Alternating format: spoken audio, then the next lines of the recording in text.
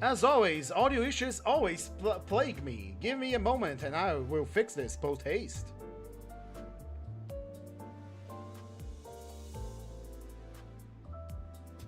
It's always... I need to check this before I stream, because you know how it is. I'll do the intro again. Just a second, please. As it fucking crashed. My voice changer thing that, you know, cleans up the mic from background noise just fucking crashed. Beautiful, beautiful, beautiful. Give it just a moment as I reset this thing here. Give it but a moment. It is hard crashing right now. Lovely. Let me kill it with a task manager, because when a program decides to misbehave, we take out a good old task manager and turn him into a task master and show him who's the boss at his computer. Anyway, it's starting again. Let's roll it back. Let's roll it back. None of this happened. Nothing of this happened. Don't worry about it. It's all nice and we're just starting now. This will be for the future if I decide to add these, so...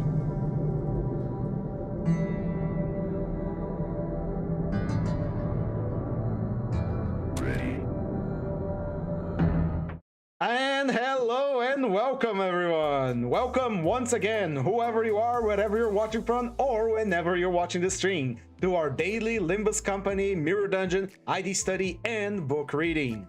Today's subject matter of our studies will be the Lobotomy Corporation E.G.O 8 Squad, Lobotomy E.G.O Hornet Alteration, and Lobotomy E.G.O Painteroma in Solitude from Merso and Ryoshu.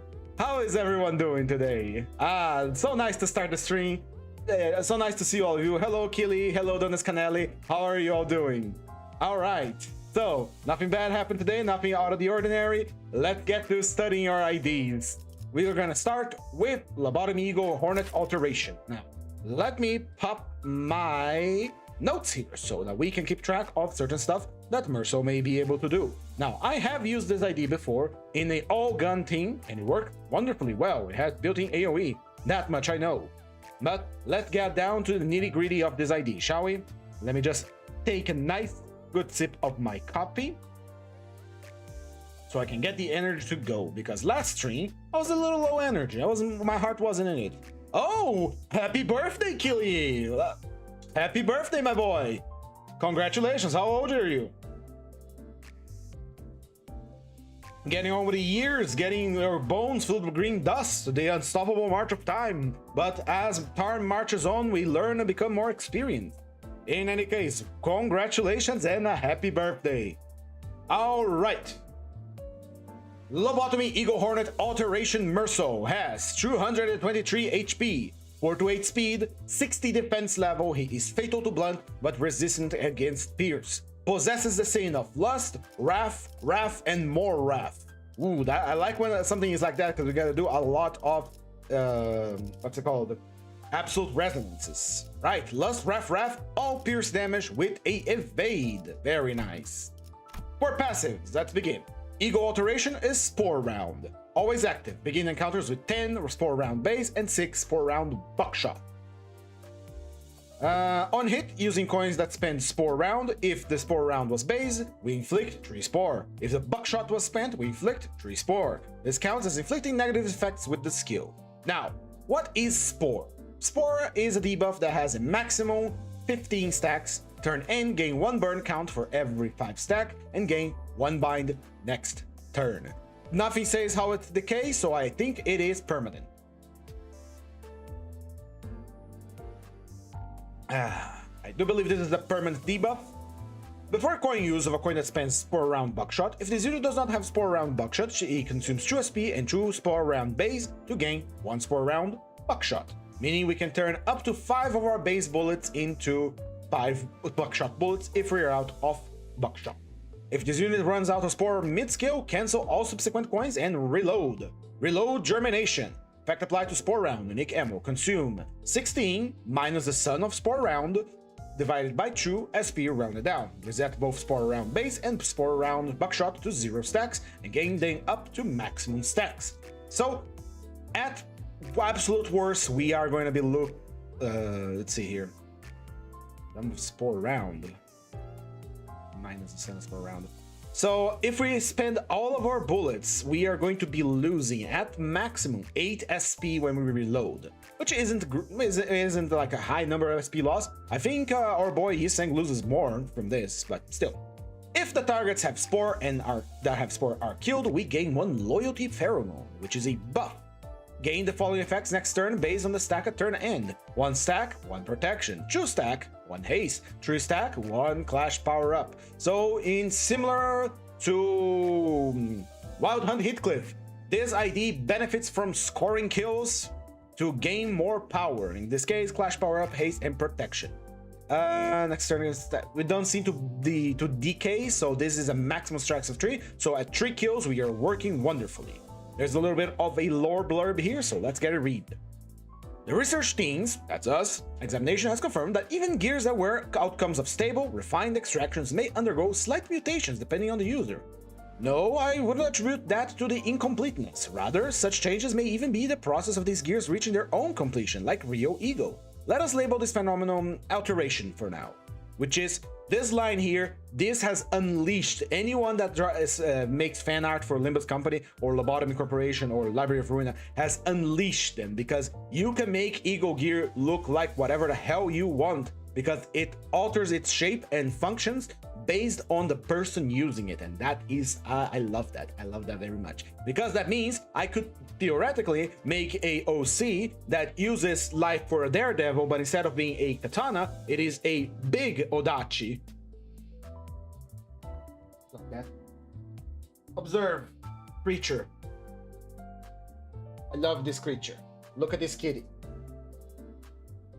Over here. Yeah. Anyway, moving on. Spore diffusion at 3 owned ref. On kill, against targets that have spore, gain the following effects. Inflict double the spore for the next turn. On kill using a base attack skill, gain spore round the skill spends, divided by 2, spore round, rounded up once per skill. So we regenerate our ammo on kill, I see. So if we spend 1 bullet, we do not regenerate that bullet. If we spend 2 bullets, we get 1 bullet back. And so on and so forth, divided by 2, always. So very simple. This ID excels at mass fights because of the buffs it can give. Very good. Let's look at its skills now. Skill 1, Warning Shot. 4 base power, 4 coin power, 2 coins, Pierce, Lust, 63 offense level, and attack weight of 1. 444, this is a 12 roller. So again, this is 1 level above, one point of power above the average for skill 1, which is usually 11. Deals more damage for every 5 spore on the target to a maximum of 30, and it stacks up to 15. So before use, at max spore round, base inflicts 1 pierce fragility on hit once per turn. On use, coin power +1 for every 6 sum of burn and bleed on the target, a maximum of 2. So we have 2 levels of escalation on this 12 roller skill 1.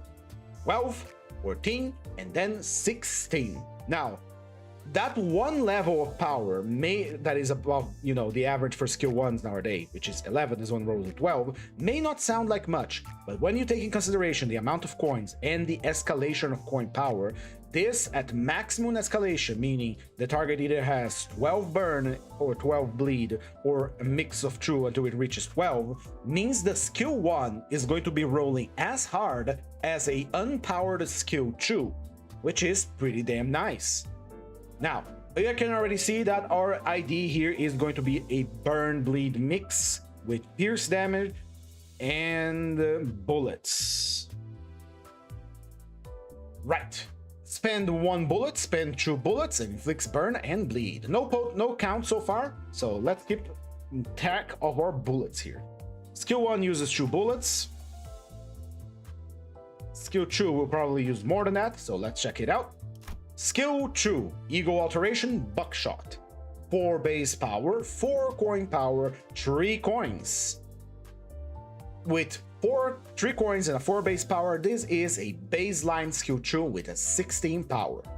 It has escalation. No, it does have 1 level of escalation. So this skill can roll up to a 19. Deals less damage against sub-targets because it has an attack weight of 2 by default. So we have a built-in AoE in our skill 2 that doesn't require anything to activate. Unlike, what's his name? Which I use him as an example often because he's a very cool escalation character. Wild Hunt Heathcliff. Wild Hunt Heathcliff has an AoE built in on his second attack, but it requires a number of coffins or to be on top of Doulahan. This one does not. This one, you simply can use it and you are good to go. It already has attack weight, so it's pretty damn nice. One thing I'm trying to change lately is that I noticed that I speak a little too loud, and maybe my audio kind of gets, you know, destroyed in the process because I'm speaking too loudly and throwing my voice forward, which is a bit of an exercise I was doing to, you know, really get my voice going. But I realized I don't need it that much. I think I speak pretty well. In any case, deals 15% more damage for every 5 spore on target to a maximum of 45. If the main target has 6 Sum of Burn and Bleed, we gain another coin power. If this unit has Loyalty Pheromone, we gain Clash Power. And we convert the coins equal to Loyalty Pheromone into Unbreakable coins, beginning with the final coin. And since Loyalty Pheromone only stacks up to 3, which we get on kill against a target that has spores, this can become a fully unbreakable at max stacks of Loyalty. So, killing target with spore nets us 1 Loyalty Pheromone. Max 3. Very good. Now, of course, turning it into Unbreakable coin isn't going to, you know, empower it, but it's still pretty nice. It consumes 3 buckshot rounds, which we only have 6 to begin with, so 3 buckshots. And if you're at less than 1 base round, we reload. Attack end, mind you. And remember, if we're out of buckshot rounds, we can convert base bullets into buckshot rounds. So regardless of what happens, every time you use your skill 2, he is going to, you know, use shotgun ammo unless he is literally out of ammo, so he has to cancel and reload, losing sanity in the process. But since this is a unit that escalates on killing things, you will likely be high on sanity at all time. And since Yi-Sang is not on the team as a deployable fighter, we can have him offer support to give us sanity. Anyway, moving on to the skill tree. Field Test Dust Spark. 4 base power, 3 coin power, 4 coins, with the final one being Unbreakable, Fierce Wrath with a 65 attack, offense level, and 2 attack weight. So 2 of our skills are already AoEs. Deals 50% more damage for every excess attack weight beyond the number of actual targets. For focus encounters, depart. Deals more damage for every 5 spore on target to a maximum of 30. Before use, at 2 or fewer spore round base, consumes 6 SP to gain 3 spore round base. On use, coin power +1 for every Sum of Burn and Bleed on the main target to a maximum of 3. So this skill has 3 levels of escalation. With 4 base power, 3 coin power, and 4 coins, we got in our hands a 16 roller. With 3 levels of escalation, this 16 roller becomes a 20, a 24, and then a 28. Right. If this unit has Loyalty Pheromone, we gain Clash Power +1. We convert coins equal to Loyalty Pheromone into Unbreakable coins, beginning with the 3rd coin. So again, it only stacks up to 3, and we have 4 coins, so as long as we have Loyalty, it all becomes Unbreakable. So we really cannot be denied our attack. Now, let's take a look at the coin effects. And he reloads automatically at the end of the round at the end of the attack after using this skill. The good thing is about the Lobotomy E.G.O IDs is that they pretty much have infinite ammo because they use sanity to reload. Welcome, Carmen. How are you doing? So, Lobotomy E.G.O headquarters, E.G.O gear, pretty much you have infinite ammo, which kind of, you know, again, plays a little bit on the whole bullets are supposed to be rare in a gimmick that, for example, Tom Salt has and some other IDs. But in the case of certain factions, like Otis yesterday, Ujat Otis, and the Lobotomy E.G.O gear, we have infinite ammo, so we only have to be careful about our sanity. Of course, it's not a pure trade-off, like, oh, the infinite ammo gimmick is gone, so it's an easy ID. No, you're losing sanity, which affects your odds of winning a clash. Sometimes all it takes is losing 1 clash to get staggered, killed, or go into a loss spiral that you can't recover from. Because remember, the moment you lose a clash, the enemy gains sanity, so he's more likely to roll his coin power. After that teaser, my friends 99 Vendetta mark and 99 bookmark. Oh my. That's right, we're getting OTs. The Smeedle becomes stronger. Alright. On the first coin of the skill tree of the ZID, this coin hits only a single target, prioritizes the main target, spends 1 spore round base. Second one does the same, and the third one does the same as well. On the fourth coin, however, it becomes a buckshot round, dealing less damage against the sub-targets and dealing more damage based on our loyalty pheromone that is on top of the damage bonus we get from spore on the main target. On hit with our target, if the target spore is at max stack, we activate the following. We deal burn potency times spore stack divided by 10 wrath damage. Dealing wrath damage with this effect counts as activating burn. Target loses 1 burn count. Spore on target expires. Inflict 1 burn count and 2 bleed count. In other words, this skill benefits from having maximum loyalty pheromone, so much like other IDs, we're going to be teasing our skill tree until we got our full power, unless we don't really have a choice but to use it. And if we prioritize anything that has max stacks of spore, which max spec is 15, we are going to deal massive damage to that unit, especially if it has a lot of burn, which we probably will have. So spore focus. And S3 consumes, I do believe it consumes like 4 bullets, right? And one buckshot. Yeah, 3 base bullets and 1 buckshot. 3 base, 1 buck. Very well. And finally, his defense, Spore Germination. 4 base power, 10 coin power, evade with a 63 defense level. On combat start, we reload, and this is very important because this happens on combat start. So that means the moment you pop that button to start the combat, he reloads.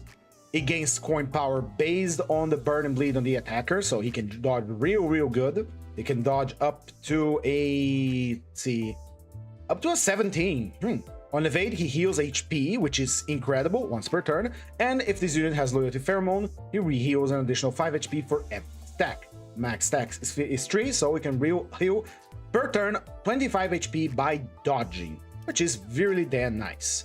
Alright, the ID has been studied. The method is simple. We are going to focus our fire on enemies that have spore, because every time we kill an enemy that has spore, we gain loyalty pheromone or permanent buff, which will allows us to deal more damage. In any case, we are going to be taking Regret, Yearning Merkala, and Capote as our E.G.Os, because this one just empowers everything, and this one gives us blunt power up. Actually, that's not very good. Yeah, it gives us coin power as well, so it's always nice. And this is a very coin-based character. The basic powers are average 444. Actually, 44444. The only one with a 3 is this one, so we can give a coin power +1 on this. We make it very powerful with Regret. The passive of Regret is really good. All right, we have finished looking at Lobotomy Eagle Hornet. This is such a gem. Thank you. Ah, welcome, Skinny Lizard. Oh my. Welcome to the stream. I do believe this is your first time here. I welcome you to the stream. In any case, moving on to Lobotomy Eagle, Faint Aroma, and Solitude for Ryochu. Now, I have no idea how this one works. I only looked at Merso once. I thought he was like a mode change character, but he really is not. Let's look at then Ryochu today. Right. She has 205 HP, 3-7 speed, 60 defense level. She is fatal to blunt and resistant against spears, much like Merso here. Moving on, she possesses the sin of Sloth, Envy, and Gloom with a Gloom evade, and a Gloom power up and a one-sided, Sloth attack, which is very fun. Especially use this as a facade on Blade of the House of Spiders Ryochu. Today's Tuesday, right? Today's not Wednesday, because I remember that Wednesday is maintenance day, so we have to hurry up when it's Wednesday, and today is not Wednesday, so. Let's look at her passive. A void that cannot be filled. Always active, begin encounters with 6 bullets. At +1 bullet, if the enemy has less than 40 SP or is staggered, or this unit's or allies' attack end, uses Bang Bang as an unopposed attack once per turn. So that's how it works. Attack end at 0 bullet Solitude, use Stories That Never Cease as an unopposed attack against a target, and consume 10 SP to reload. Very nice. Go away, dog, not now. Alright, so I never realized how she used her unopposed attacks. I knew if she ran out of bullets, it would do the bang, bang, bang, but I didn't know she could do a free attack against a staggered character or a low sanity character. Remember how this ID here has the same mechanic, but it is only on a sloth resonance, and yeah, it's only against staggered targets. So this is just you know, an upscale of that. Right, moving on to her passives. Then start and receive. Unwithering Flower gains 1 petals if the enemy takes sinking damage. Gain petals equal to faint aroma inflicted every time enemies gain faint aroma. Gain 2 petals every time tremor burst is triggered regardless of the unit. Attack skill end. At 30 plus petals, use Magnificent End against a target that has the highest faint aroma stack. Deals faint aroma on target percentage more damage against staggered targets. If this unit lost 10 HP, 10% HP this turn, use 3% HP and 10 SP once per turn. That's a broken as shit. But then again, E.G.O gears tend to be broken as hell. Now, what is Petals? Hello, Acidic Trauma, how you doing? Petals is a self buff that stacks up to 30 and gives us an offense level for every 10 stacks. And we can only gain up to 15 per turn. So regardless of what we do, we can only use our, you know, pre-attack Magnificent End after 3 turns. Faint Aroma is a debuff that has a max stack of 13. Gain 1 stack if this unit takes sinking damage, and upon Tremor Burst, applies 1 true Faint Aroma on 3 other random allies. For abnormalities, depart. At max stacks, gains true Tremor and trigger Tremor Burst on self, then take Gloom damage equal to sinking on self, and lose all Faint Aroma. Cannot gain Faint Aroma for the rest of the turn. If this unit is killed, inflict remaining Faint Aroma on this unit divided by 2 Faint Aroma between this unit allies rounded down. In other words, every time we apply this debuff, the enemy is going to be taking... when you apply this debuff and whenever the unit takes sinking damage, you gain the debuff. By itself, it does nothing, but on Tremor Burst, we spread the aroma around. Smell that air. Can't you just drink it like booze?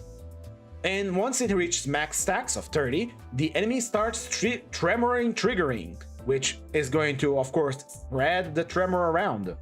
Spread the aroma around and take gloom damage equal to the sinking on self and lose all faint aroma. Cannot gain faint aroma for the rest of the turn. Unfortunately, so once it reaches max stacks, the enemy pops and spreads a little bit of aroma for everyone and takes a lot of damage from sinking. And if the unit is killed, we take all the stacks of faint aroma divided by 2 and spread it randomly around, so the smell just floats about. Very nice. Much like Mercil, who focus on killing things that have spore, if we focus on attacking the same guy that has faint aroma, we are gonna do pretty damn good. Right, gain 2 petals every time a tremor bursts, and attack end at 30 bursts with Magnificent End against the enemy with the highest stack of faint aroma. Let's look at the skills. Bang Bang, 4 base power, 4 coin power, 2 coins, Pierce, Sloth, 62 offense level, and attack weight of 1. With a 4 here, 4, we have a 12 roller. Of course, 12 roller is but 1 power level above the usual 11 rollers of previous IDs. Not great, my friends are treating me like shit. Oh, that's a bleeding shame. I'm sorry, Acidic Trauma. That's happening to you. Anyway, Bang Bang, 12 roller. It has 2 levels of escalation based on tremor and sinking on the target. This unit will pair exceptionally well with Hanafuda Ishmael because they both are tremor sinking. That is a powerful combo we can use. But anyway, moving on. It gains 2 levels of escalation, it uses 1 bullet, and it uses 2 bullets to fix sinking count and tremor. Stories That Never Cease is her, you know, one-sided bang bang bang bang with an attack weight of 3. 9 base power, 1 coin power, 3 coins, with a pierce damage, sloth, 63 offense level. This is a 12 roller as well, with no escalation because it's a one-sided attack and an unfocused volley. When this skill inflicts Solitude, if the target has Solitude this turn, or will be inflicted with Solitude next turn, it triggers Tremor Burst instead, then reduces the target tremor by count. Now, Solitude is the first time this is mentioned. I do believe it comes... Where does Solitude comes from? Take 10% damage from Gloom skills. SP units change their panic type to as Solitude. Now SP units gain 2 sinking counter turn end. Turn end loses 1 stack. This effect is not cumulative. Apply to non-SP units, conditional to certain enemies that have SP but cannot change their panic types. So it's panic gain 2 more sinking counter turn end, get 2 sinking counter turn end. How do we apply Solitude? Ah, there we go. It is applied exclusively by the skill, I take it. Yes. Alright. So, Solitude. When does the skill inflict Solitude? If the target already has Solitude, this turn, or will be inflicted with Solitude. Next turn, trigger Tremor Burst instead, then reduces the target Tremor count by 1. In other words, since this is a unclashable and unfocused attack, we are gonna attack random people with our bullets. Bang, bang, bang, bang, bang, bang, bang. If we happen to attack the same target twice, or if there is only one target, every time we inflict another Solitude on the target, they will Tremor Burst. So against a singular target, this skill can Tremor Burst twice, which is very damn nice, very cool. Now, moving on to skill 2, Blossoming Fragrance in the Void, with a 4 base power, 4 coin power, 3 coins, Pierce Envy with a 62 offense level and a single attack weight. 4, we got ourselves a very nice 16 roller for skill 2 with 2 levels of escalation with 3 coins, meaning it goes 16, 19, and then 22. It deals more damage for every faint aroma on target, so once again, we want to focus our shots on enemies that have faint aroma. It spends a singular bullet, it inflicts sinking count, a lot of it. It inflicts additional faint aroma and lots of tremor count as well. Not much in the way of tremor potency here, aside from skill 1 and the unfocused one, but still pretty damn nice. Considering that we are going to be popping tremor a lot, if we are using our unopposed skill 1 here, that is pretty good. Alright, skill 3, Full Bloom. 5 base power, 4 coin power, 3 coins, with Pierce, Gloom, 63 offense level, and attack weight of 1. 4, this is a 17 roller, but once again, skill trees tend to escalate wildly in power. So, with a 17 roller with 2 levels of escalation, this becomes a 20 and then a 23, just a single point of power above our maximized skill 2. Deals more damage for every faint aroma on target, it inflicts faint aroma, sinking count, more faint aroma, sinking potency, more faint aroma, Tremor, it triggers Tremor Burst and deals Gloom damage equal to the sinking on target, which is compounded with sinking. If you're fighting something, an abnormality that is weak to Gloom, this is gonna deal like a shit ton of damage. Very well. In terms of power, this attack is kind of meh, but it's very good for bursting tremors. Now, finally, we have our empowered skill 3, Magnificent End, which happens only when we got 30 petals. Magnificent End has 12 base power with 7 coin power but a singular coin. This rolls at 19. It has pierce damage, gloom affinity, and 65 offense level with an attack weight of 3. External effects cannot trigger the skill to be reused, deals more damage for every excess attack weight beyond the number of actual targets, so if there's only a single enemy, it deals more damage, up to 60%. Final power +1 for every 5 sum of faint aroma on all targets, to a maximum of 6. So, with extra 6 power, this becomes, let's see, an 18 plus a 7, that is a 25. Would Ryosho Solitude conflict with Lamp Gregor because he also changes panic type? It would. You can only have one alteration of panic type at the same time, giving priority to the last one applied. Sorry. So this can roll up to a 25 with, assuming you have like faint aroma spread all around.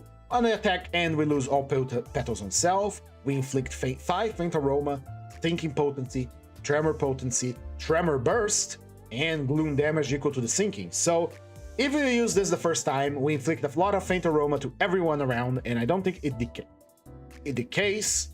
Let's see. Yeah, it does not decay, so if we use this again, it can only happen every 3 turns. It's very there's a very good chance that the enemies will have Faint Aroma on them and will empower. All right, got it. And finally, we have Defense, her Evade, which has a 4 base power, a 10 coin power, 63 of defense level. It gains 10 petals once per turn, which lets us accelerate our petal gain. But at the end of the turn, we gain 2 fragile and 2 attack power up next turn. Oh my, this is goddamn beautiful. We can accelerate our petal acquisition and gain power up. I'm liable to let her be the first one to gain more slots, just so we can use this on the first turn and the second one. So it'll be a 20 petals plus whatever we hit when we hit the enemy. Very good. Let's equip some E.G.O on this gal. Now, for Tremor and Sinking, we really don't have a lot of choices on Ryoju. We do have Soda, which inflicts 6 sinking, and, you know, reduces the enemy defense power once used. We could use Red Eyes, the combo, because the other option would be Blind Obsession, which gives us Poise and Charge, which we are not using, and Torocalgia gives us, and again, Poise. 4th match played got updated. It has uptype 5, which is interesting. I will do this later. I will do this tomorrow when we get Blade of the Rahal Spiders, because I think it's fitting, you know? This one is for burn, and we really don't have burns on this character, so we're gonna take, let's say, Great Chulocosm, because I like it better. Bind and Burn, and this one is Pure Bleed. Yeah, let's go with Great Chulocosm. Is Ryoju the only one with 2 WoW E.G.Os? That's interesting. All right, we have finished our review of the 2 IDs. For Lobotomy E.G.O, Hornet, Mersault, we really want to focus on killing the guy that has Spore, so you can gain Loyalty Pheromone and then just go nuts from there. He gains bonuses by killing things, so he he's very good in a crowd fight, especially because 2 of his attacks are AoE. While Ryoju, she is just naturally powerful. It doesn't require killing enemies, it just requires stacking debuffs on them so she can do her maximum damage. And she has 2 unopposed attacks. She is very powerful against single targets and crowds of people as well, because both of these IDs have what I like to call, again, the new generation attack weights. Most attacks with attack weight do not deal extra damage when you are targeting a single individual. They simply don't do extra damage at all. So, because of that, when you use an AoE with a lot of attack weight against a single enemy, it does not do a lot of damage, because AoE E.G.Os or AoE attacks usually count on having multiple enemies, so they do low damage because it's spread across all enemies. That is not the case here. These 2 have new generation attack weight, meaning if we're targeting a single individual, we actually do more damage. All right, so we got our skills, our units revealed. We got E.G.O on that. So let's build a team. We have Sloth, Envy, and Gloom, and we have Lust, Wrath. Lots of Wrath resonance here today. We are Sinking, we are Tremor, we are Burn, and we are Bleed. We have all the colors of the rainbow in our side today, and both of them are pure Pierce IDs, meaning we could use Pierce gifts instead of focusing on a particular keyword. Anyway, let's see. The first one that is going to give us support on this thing is going to be Yisang. Both of these units lose SP when they need to reload, so we need some way to gain our SP back, and who better than the Ring Pointless student? Hello Moises, how are you doing? For Faust, let's see. We could take the She Association because we actually get used for this, but the only lust we have is from Mersault himself, and we require a resonance of 4. So that is not happening anytime soon. Let's see. Burn, Sinking, Bleed, Tremor. Burn, Sinking, Bleed, Tremor. Burn, Sinking, Bleed, Tremor. We could take the one who grips, which is a 3 resonance to heal SP and change up him for something else.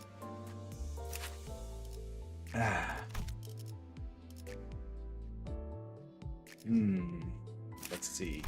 This one is on a resonance for Sloth, and we only have Sloth on Ryoju's skill 1. So this will actually deal more damage to our AoE, so we're gonna switch up the ring point list to the Fluorescent E.G.O Spice Bush.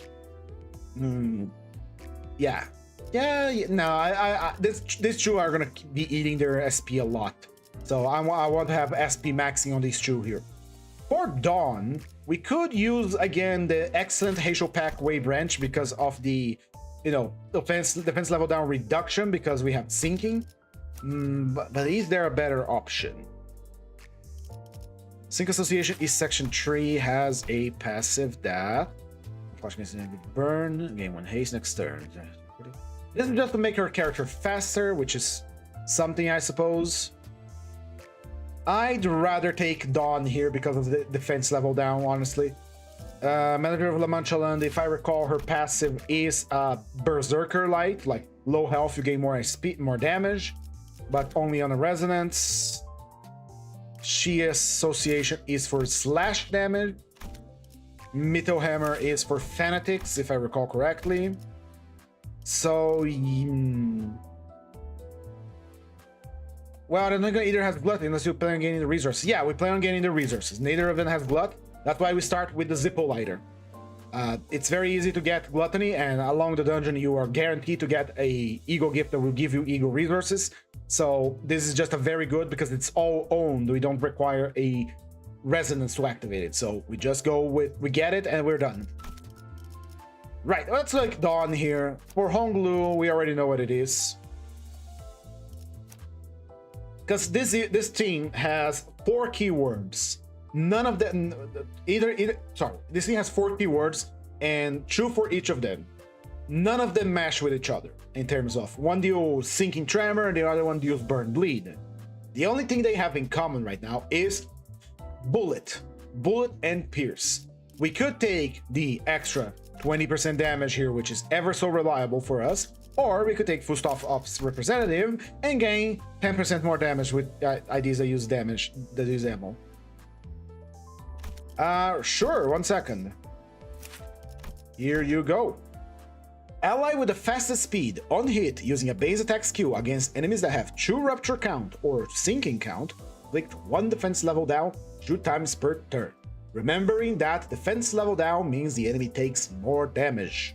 So anyone that hits first is going to lower the enemy defense level by 2 levels, up to 2 levels, and then any subsequent hit against the same target is going to hurt more.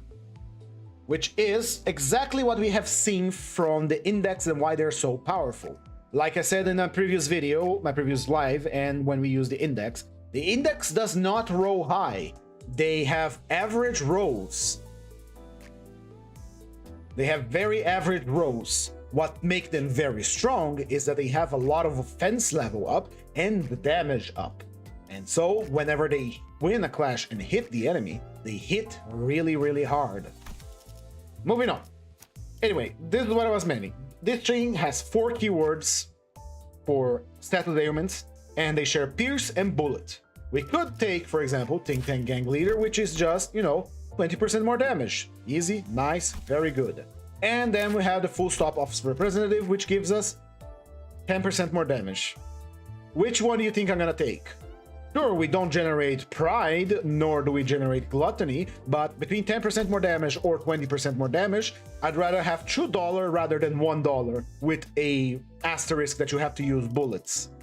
Sure, we are always using bullets, but I'll take the 20% damage right now. Thank you very much. Moving on to Heathcliff, we do have something that can help this thing, which is the Full Stop Office Fixer, which uses bullets. Let's see. If the ally has the least ammo, gains 2 points count when using skill that consumes ammo. Instead, allies a Full Stop Office they have less than 5 poise count, gain 4 poise count instead. Unfortunately, we do not gain poise, so he cannot help us, even though he is a bullet boy. Now, since we are bullet boys, we can take the original bullet boy to help us. One ally with a fast speed deals 10% more pierce damage. And since Merso is likely to be the fastest because he can gain haste with his passive, Loyalty Pheromone, he will be dealing more and more damage. And since all of his skills are pierce, it is also more damage. So we take the original bullet boy to help us. Other options would be Ufi Association for the Tremor, and Wild Hunt for extra damage against targets with sinking. I'd rather take the more reliable 10% more pierce damage without having to do a gloom resonance that we only have on Ryoku's skill tree. So it is Bullet Boy, the original one. Alternatively, if you don't want to take Bullet Boy here, we can take the Shi Association South Section 5, which grants us 20% more damage for the ally with the least HP, which is, again, more damage for us, and we do love a good amount of damage here, don't we? Moving on to Ishmael, I'm not sure how she can help us, honestly. We do have the Edgar Family Butler, which provides us an excellent extra damage against targets with Sinking, up to a 20%. And we are going to take exactly that, because it helps the ally with the fastest speed. And that is probably going to be Merso once again. So, other options would be Liu Association for the... can't use it either, because it's blunt damage. Let's see, our Corp for Fact Reindeer is more blunt damage, if I recall. Yes. Shi Association is about counter buffs, so can't work with that. Jung's Office is healing, SP healing. House of Spiders is clash power and damage on an Envy Resonance. Kurokumo Clan Captain provides us with more bleed potency and count on a 3 Lust Resonance. It is going to be Edgar Family Butler. For Rodion, I think we already know it's going to be base Rodion, unfortunately.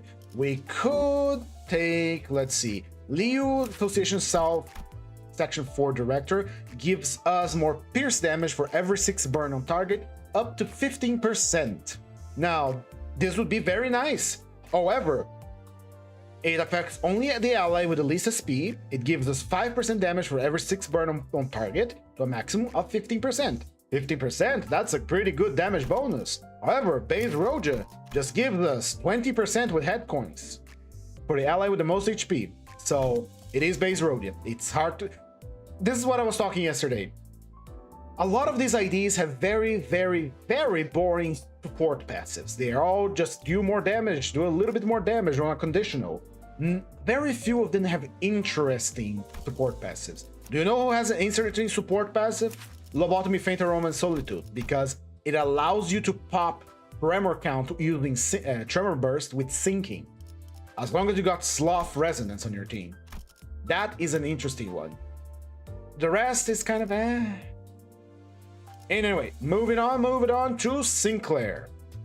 We are Pierce, Bullet, and the other 4 damage types, the other 4 status. I'm liable to use Lo Mariachi Jeppe because it's 10% more damage against for the allies with most SP. Other options, let's see. Rupture, Counter, Bullet. This is... burn potency with your skills. It's an additional burn potency, which is nice, I suppose. Shield on using with poison using a defensive skill. More defense level, more burn. This one... passes ally if it gains... what makes an ID passive interesting in your opinion? In your opinion, let me correct you because I'm an English teacher and I'm going to be annoying about that, Moises. In your opinion, without the apostrophe, without the E. A passive is interesting when you have to do something to go a little bit out of your way to gain the power of that passive, and it interacts in a fun way with the kit of the character that you're using. For example, last stream we use Ujat Otis. Ujat Otis has Sloth, she has Sinking, and she has Tremor. We use 2 interesting passives to help her from Ryoshu and from Eurodiv Honglu.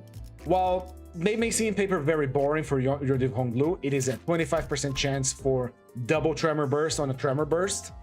That makes it interesting. I'm going for a Sloth Resonance, and I have a chance to double up on my Tremor Burst, which is always very nice. Same thing for Ryoshu here. When I use Ryoshu as a support for Otis, I am going for Sloth Resonance, because whenever we hit the enemy with a Sinking attack, it's going to pop Tremor Burst and inflict additional Tremor, even if the unit does not have Tremor. This makes it a interesting passive because it's not just a flat you do more damage or you do more damage with a conditional. If the conditional is fun and the effect is unique in some way, that makes it for a interesting passive. something that, you know, mechanically changes a little bit things or add a little bit of spice on top. Sure, the damage bonus ups is always interesting. It's, you know, your rice and beans, your bread and butter, your baseline, you gotta have these, right? But I also like a little bit of spice sometimes. I like something a little more unique than just more damage on top of my damage. Sure, for one example that is borderline boring, borderline interesting is Limbus Otis. One ally with the most speed deals 30% damage to enemies with below 25 HP. Now, this is by definition a more damage passive, but it has an interesting conditional and a very good damage up here. So we are not just gaining 30% damage just by having her on the team. We're gaining 30% damage when attacking a specific enemy that is on low health. That makes it a little bit more interesting than just pure damage, because now you have, all right, if I want, I can do a lot more damage against the enemy that is on low health. So I'm going to prioritize then. I can even use a skill 1 to finish them off because I am gaining 30% damage on that. That makes it interesting. That makes it very fun too. Anyway, speaking of, we're looking at him. I don't think there's anything he can do to support us very much, so he is going to shake those maracas. Back to Otis. I'm liable to take her. Another interesting buff, interesting pass is G-Corp Head Manager that gives us attack power up, defense power up, and protection at random for the ally with the most HP. This is a godsend for solo runs because you can get +1 on all your attacks, +1 in your defense if your character uses defense, or 10% damage reduction. It is random, sure, but it is very nice to have. Of course, we're going to be using Blade Leader Salsu, like I explained. This thing, especially Merso, gains a lot from finishing off enemies, and so we are going to be using this. And finally, for Gregor, Gregor is one that does not have very interesting support passives. Let's review them all together, since we're here. The first one, Base Gregor, just give us 5 HP heal at the start of the combat phase for the ally with the least. Very okay. LCE E.G.O Gregor is a little bit more interesting because it is specific for a Envy charge team, and it heals the entire team if we use an Envy Resonance. So if we need like a little, you know, to top off our HP, we can pop a 4 Envy Resonance by using either E.G.O attacks or a block that is Envy, and we gain a little bit of health, which is very nice. But it has to be, of course, by units that consume charge.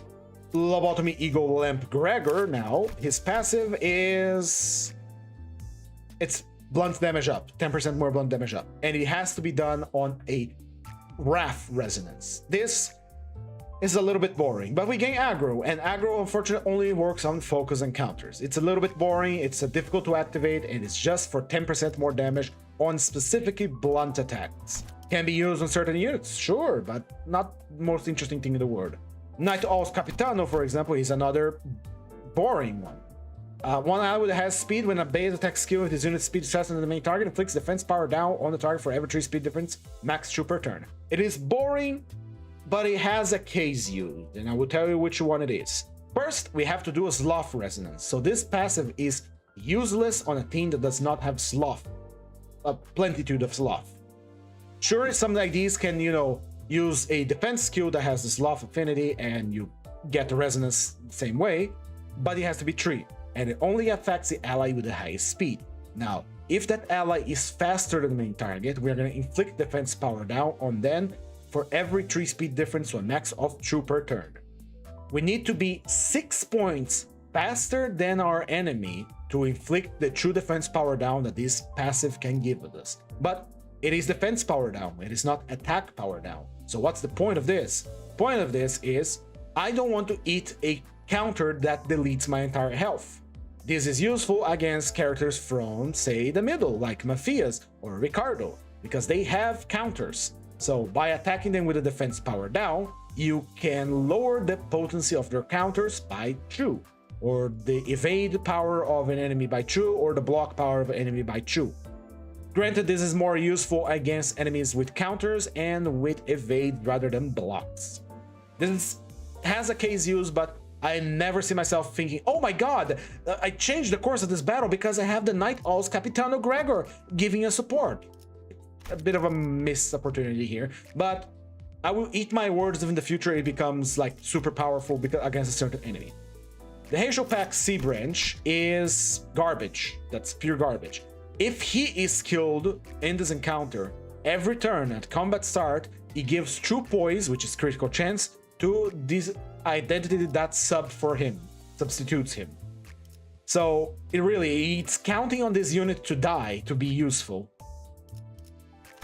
And it's not like, it's literally if he is killed, not if he goes back to the back of the line, like say Lord Lu gives him the order to retreat. If he is killed, is garbage.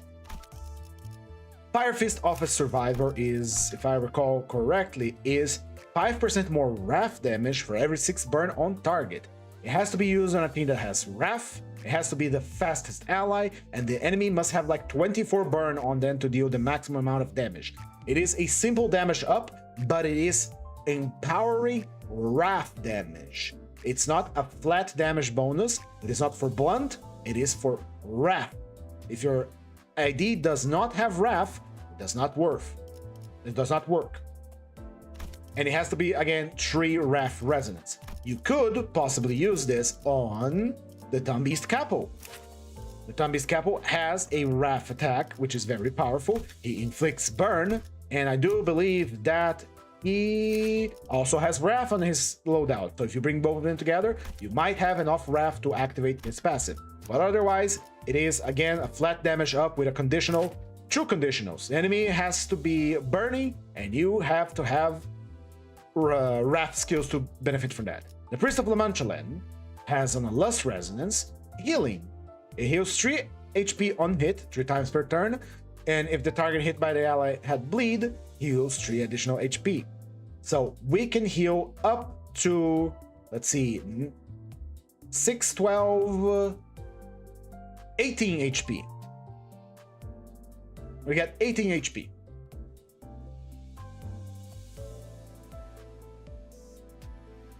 It's a good little healing. 18 HP is pretty good, but again, compared to the ever so reliable G-Corp Manager Corporal, which is 5 HP after winning a clash with no limits. If you're running a solo or a team with less characters, this can out-heal the passive of the Priest of Lamanchaland easily. And again, it has the condition that it has to be a Lust Resonance and the target has to have Bleed. And you can only do this 3 times per turn. So, not the best of healing IDs, healing support. Edgar Family Heir is one that is the most interesting ones, because the ally with the least SP loses 5 SP and gains Gloom damage up. This is made in heaven for usage with Kodia, because Kodia enters damage mode when she is on low SP, and 2 of her attacks, her main attack, their skill 1, and her clashable counter are Gloom. So every time she enters combat, she loses 5 SP, she maintains her low SP as necessary, and she gains 10% damage up. It's interesting for solo plays as well, because it allows you to corrode your ego with ease, because you're constantly losing 5 SP. So despite being a simple 10% damage up, this is still more interesting than most of his passives. Your Kurokumo clan captain inflicts offense level down. Offense level down is a little bit more interesting because it lowers the enemy damage and the enemy clash power if we are, hitting them, clashing against them. But and he can inflict 3 offense level down per turn, meaning we can remove, assuming we hit the character 3 times, especially we have like a coin with 3 coins, attack with 3 coins, and the target has more than 7 bleed, we can reduce 1 clash power for the enemy next turn, which is, this one is pretty good and interesting, but requires the enemy to have bleed and only affects the slowest ally. Again, if you're flying in solo, you're always the slowest ally, so it's not really a problem. The Twin Hooks Pirate First Mate is more damage if you have poise, and only when you kill an enemy, so kill enemy, gain 10% more damage. Very similar to an E.G.O gift. The Zwei South Association Section 4 gives us defense level up, which is making you tankier as long as you're targeted by 2 other characters. The Rose Spanner Workshop Fixer is garbage. It allows you to inflict rupture to targets that have tremor. There is but a single a unit in the game, I believe, that has Rupture Tremors, and no, I think there's 2 of them. Still, this is pretty bad. It's a Rupture Potency if you... It's a extra Rupture Potency if you hit a target that has Tremor. So you have to be applying Tremor somehow, either by through one of your units or through E.G.O gifts, which they're plentiful, but again, just +1 Rupture Potency. And you have to take into consideration that 1 Rupture Potency is not so bad. It's a free Rupture Potency. Then you have to take in consideration that he is competing against the passives of all of these units, or whatever units you have available at the moment, because I have all of them. Not to brag, I have all of them. Ah, thank you. Yeah. Oh, desgraçado! Vai fora, vai! Vai! Pra fora! Oh.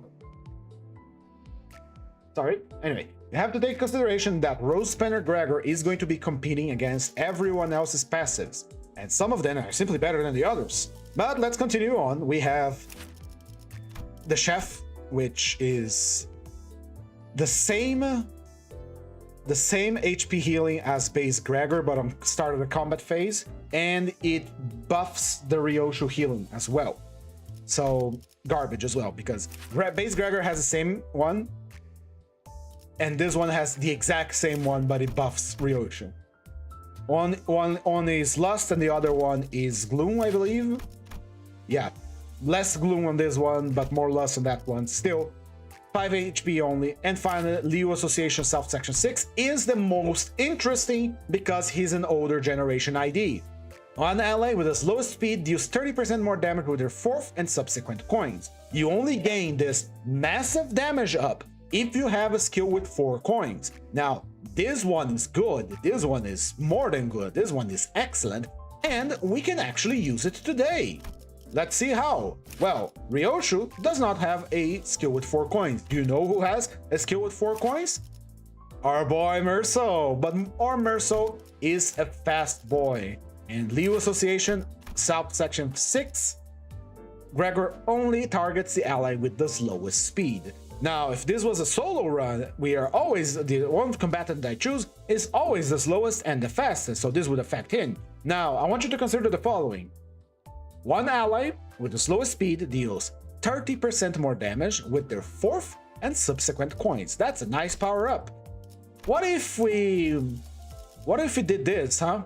What if we team them up together?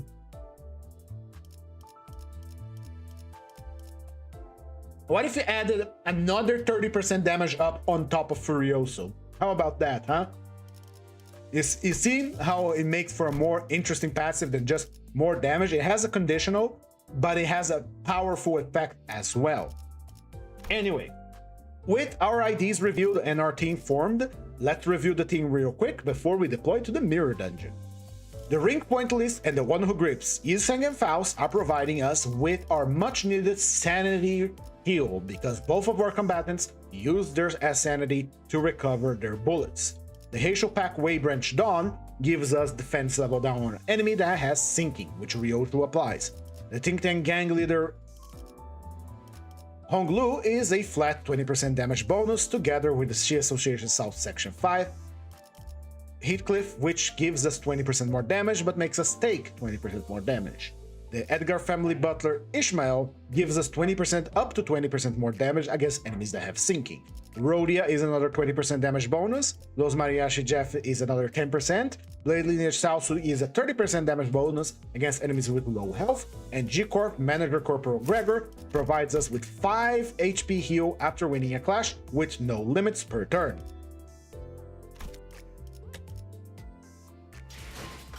Let us deploy.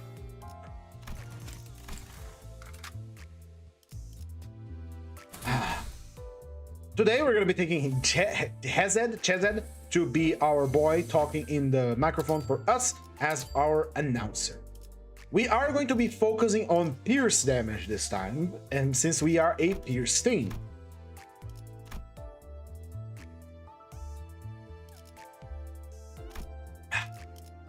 We're going to take our ever-reliable Lithograph and Zippolita. Since we have 2 units, but I'm running out of Starlight, which will impact my ability to do a Extreme Mirror Dungeon soon, We're not gonna be taking anything else. Just the true classic here. Healing on a stagger and E.G.O resources. And let's pray that we can survive the first floors.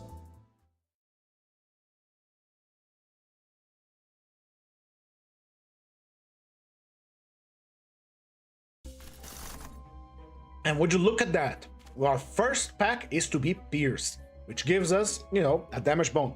We could choose to go Dragons of the Manor for the Manor-shaped music box. I think it's a high risk, high reward situation here. And our units are very powerful, so we can avoid most fights. We could technically fight this guy, but we are at the beginning of the Mirror Dungeon and he's the tough fight. And we have less than ideal number of slots, so... Look at the pendant, dumbass. Give me your poised gift.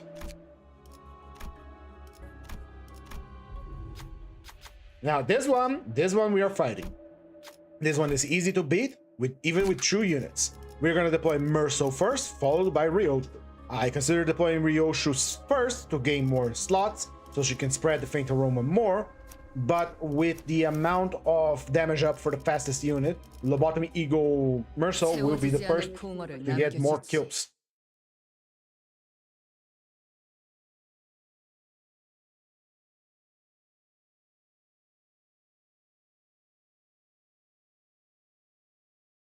What's taking so long?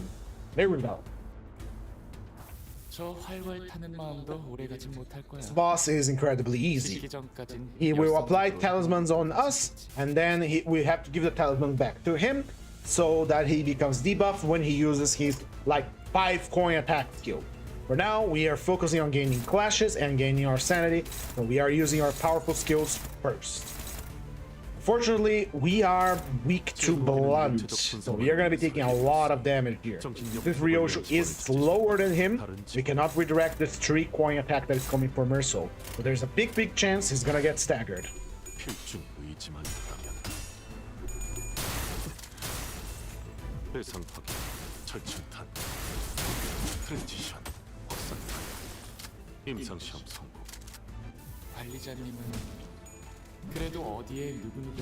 Yeah, there we go. That's the stagger we were promised.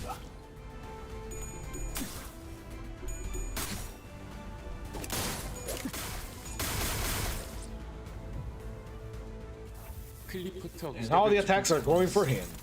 Ryoshu can redirect 2 of those, so we're gonna focus on the skills that have 3 coins, letting eat the skills with 1 coins. Bonk.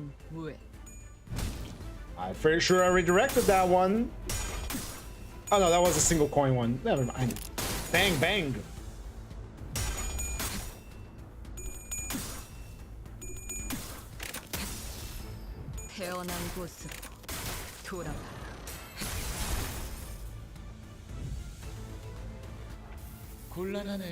Now that he's recovered, the enemy is going to do his gimmick on us. If we clash against the skills, he gives us talisman. And then if we attack the shields here, he takes the talismans away from us and gives it to himself. So that's the gimmick to deal with this boss. We first attack a skill, and then we attack the block in order.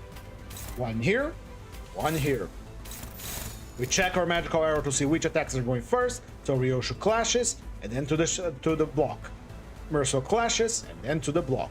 One thing we must always understand is that whenever you use a block, even if you are faster than the enemy speed will be what dictates when that block is activated, right? In this example here, imagine if you had like infinite speed with his blocks, and we decided to clash against it with our inferior speed. Ah, how's the Spider Ryoshu? So that is going to happen the day after tomorrow here as well, so have fun. In any case, if he had like infinite speed on his blocks, and we decided to clash with him first against the block, even if his Ryoshu is faster, that block is only going to happen when he clashes against me. So I could attack him before he got his guard up. So whenever you're using or an evade skill, a block skill, or a counter skill, if you want to make sure it deploys first, you gotta target the fastest enemy or the fastest slot. Here we go. That goes doubly for you as well. For example, there's two enemies in the screen. One of them is faster than the other. The slowest one is about to use a on hit kills a character kind of skill, right? So you set up your block skill to negate that attack because it has like a clause that says, hey, if the target uses a block skill, it doesn't do damage. Goddamn Ryoshu. Anyway, so the kill you skill has a clause that says if the target uses a block, you don't do damage with this kill you skill, right? Very nice, very cool. However, you use your block targeting the slowest enemy, which is the one gonna do the super attack. The fastest enemy is going to attack you with a skill that will likely stagger or kill you, stagger you. Because you targeted the slowest enemy first, you gave the turn priority to the slowest enemy. So your block is only going to activate when the enemy that you're clashing with your block activates his attack, not with the start of the turn, and certainly not going to protect you against the faster guy that is coming to stagger you. When you use a defense skill, you're giving the right of way, the priority of speed to the slot you're targeting. So keep that in mind whenever you use a block. It's a minor thing, but it can save you when you least expect against certain bosses. All right, going for the next node, we face a problem. This pack is Dregs of the Manor. Dregs of the Manor has both high rupture enemies and the butlers. They are very dangerous. And we got the goddamn high rupture enemies. Ah, I'm glad you learned something. That is the purpose of this stream, Skinny Lizard. Besides G-Corp Gregor, what do you think are the best solo support passives? For solo support, we always have the classics of Rhodia, which is just more damage, Grambler Honglu, which is again just more damage, and Gregor, which is, healing. For solo...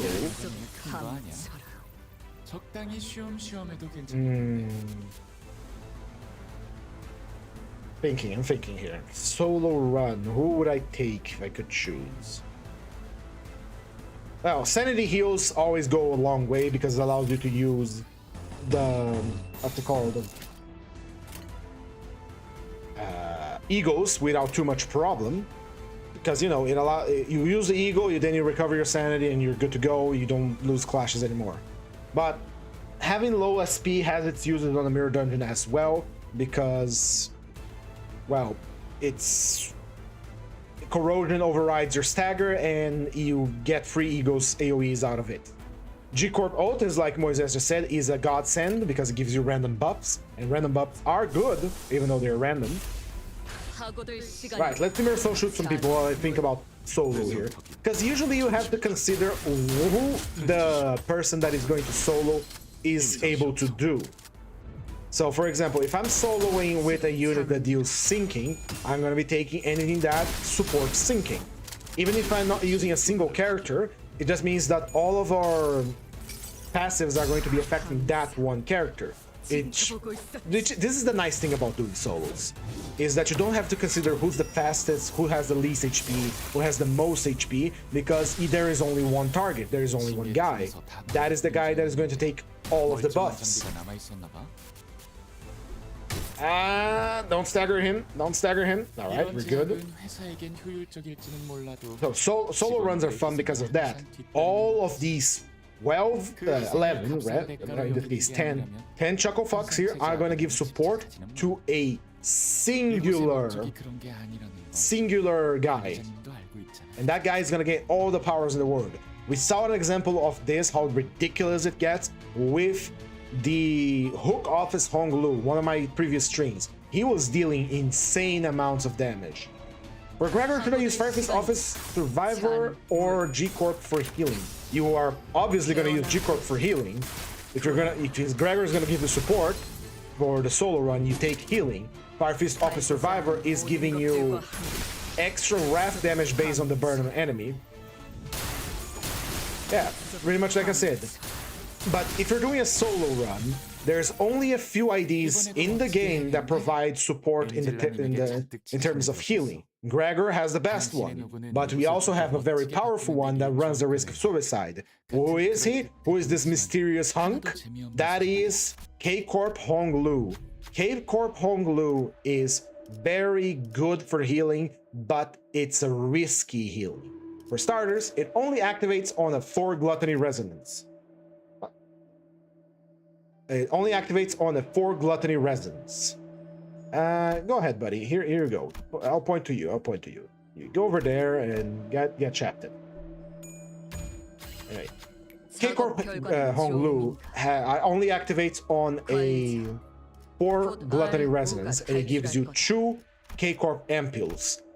Corp ampules are a permanent buff to your character that heals you based on the max health, your max health, based on a percentage based on your max health. It is an insane amount of healing. However, if you're running a solo that can trigger this healing, if you activate it twice, you die. Because Corp ampules, once they reach 4 stacks, they kill the character that has the stacks. Simple as that. No joke, no playfulness. You just straight up die. And so, if you're using it for a solo run, you have to be very, very careful to not accidentally trigger a 4 gluttony resonance twice in a row, because then that's your entire run. Sure, you can restart the fight, but you understand what I mean. Very powerful, and fuck me, the butlers. Well, what can I do?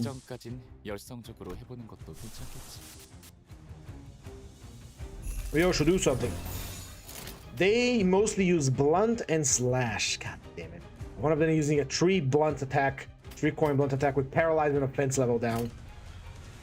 Oh baby, this is gonna be a rough fight.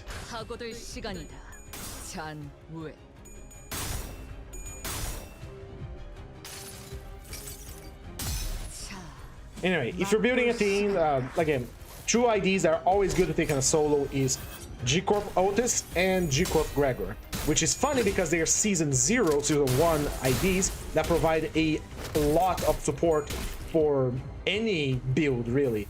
Healing on a Clash Win and random buffs are always going to be good. Always, always, always, always.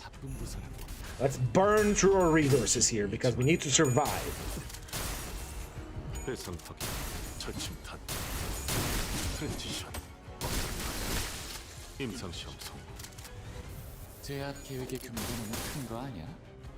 Muito obrigado. Deixa eu tomar um pouquinho de açúcar para dar uma levantada. Alright, great Trichilio Cosmos. Tomorrow is maintenance day, so we're on. Since I'm starting the stream earlier, we're not gonna have like the mad rush to finish the dungeon. But tomorrow we're gonna be doing all the base IDs in the game. We're gonna be looking at all the base sinners. They're not bad. You'll be surprised how strong some of them are. So we're going to be looking at them like that, and the day after tomorrow we are going to be doing Blade of the House of Spider Ryoshu solo, so you can see that.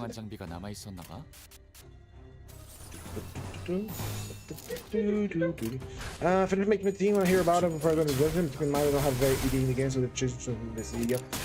You don't have to tell me, I trust that you've been learning a lot from this streams. You watch it almost every day, so go ahead, deploy them, see how it goes, and refine your build. This is something that you must always do in video games. We go, we fail or succeed, and we learn from the experience. And then, if everything went right, we improve.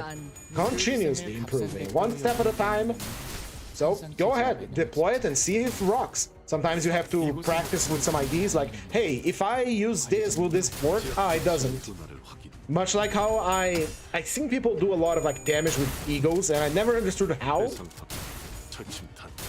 And until I did the Lobotomy Remnant Faust solo that I got Clean Needle and Tread, and remembering that she can literally fuel her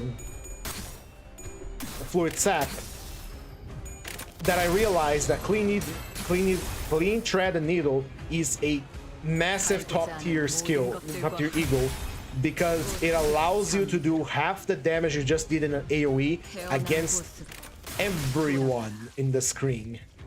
it is insanely good, and I didn't know that. I knew it was good, like, more damage, half the damage dealt as bonus damage. That's cool, that's nice. I can pass, I'll pass. But then I got it and I saw it, and man, I learned. And now if I can get the Queen Needle and Tread, oh boy. I also finally understand why a lot of people say that the Papa Bongi pack is so powerful, because there's some gifts in there that they're still designing with the Library of Ruina mindset in mind. That being, these gifts are so horrendously powerful, holy shit. Like the Dry to the Bone Breast, which just gives you, wherever you hit an enemy with Rupture, it inflicts like 3 Rupture count on the enemy every time you hit them, with apparently no cooldown, no limits. Just you use it, you blast it, and that 3 Rupture count on the enemy. And I didn't pay much attention to that, because personally I never paid attention to like Rupture infliction count or anything of the like. I simply play the game just like I play Library of Ruina. I see the status effect as a bonus that you add on your skills, not something you keep track of, because they're constantly consumed, going up and down, up and down. I only consider, can I win this clash? Good. Can I not? I will evade, dodge, block, counter, use an E.G.O. The important thing is hitting the enemy to deal additional damage. Look at Ryosho just blasting.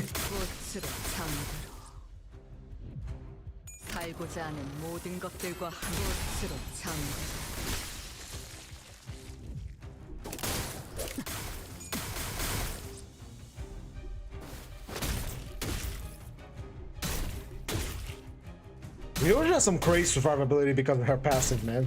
Look at that glare when she gets hit. Holy shit. 직원들의 희생이 항상 뒤따르는 중 의지만 있다면 그 희생을 값싼 대가로 여기는 게 아니라면 항상 투자에 너무 집착하지는 마. 이곳의 목적이 그런 게 아니라는 건. Speaking of library, what's your opinion on Don Sinclair? He's one of my favorite IDs. Personally, I think his little gimmick upkeep is super cool. It is. It's very fun to play. However, I had a very, very, very bad experience with him, which I might have to do a redo on his string, because, you know, I had a really, really bad string with him. I think I'll do another solo with him because it's fun. It's a very cool gimmick, and there is plenty of ways that you can maintain his sanity high enough so that he never has to de-transform. Alright, the boss has been beat with minimal damage. Do you think I'm even close enough to try both Kirishima and Heathcliff before Kanto 10? You have plenty of time. It will be a while before Kanto 10, I will tell you what.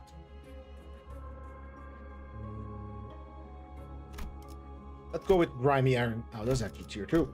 You have plenty of time. If you do a mirror dungeon every day, and just, I hate to say that, but you ring rage through it, you will do fine. I'm getting different shards for Heathcliff, and I already have Heat Cardo. Which idea of him should I shard?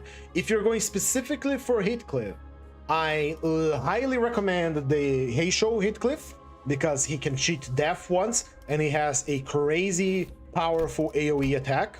And he's just strong, really. He gets stronger the less health he has. And he can regenerate health with his skill tree enhanced. He is a crazy good idea. Might do a solo with him, honestly.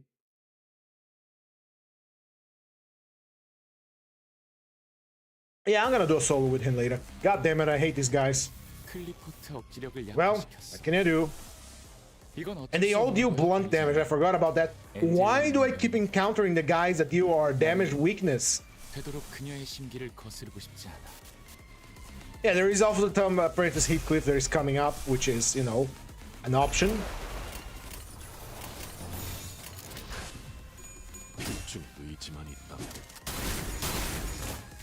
Heathcliff, Kurokomo Heathcliff is also excellent because of his assist attack. Highly recommend him because I am a Kurokomo fanboy and I will not lie about it. W Corp Heathcliff is very good if you have a charge team.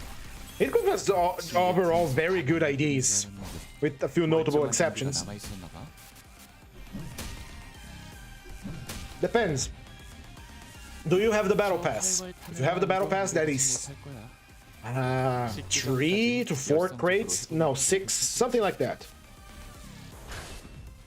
You know what? I'm gonna have to answer that question when we finish this.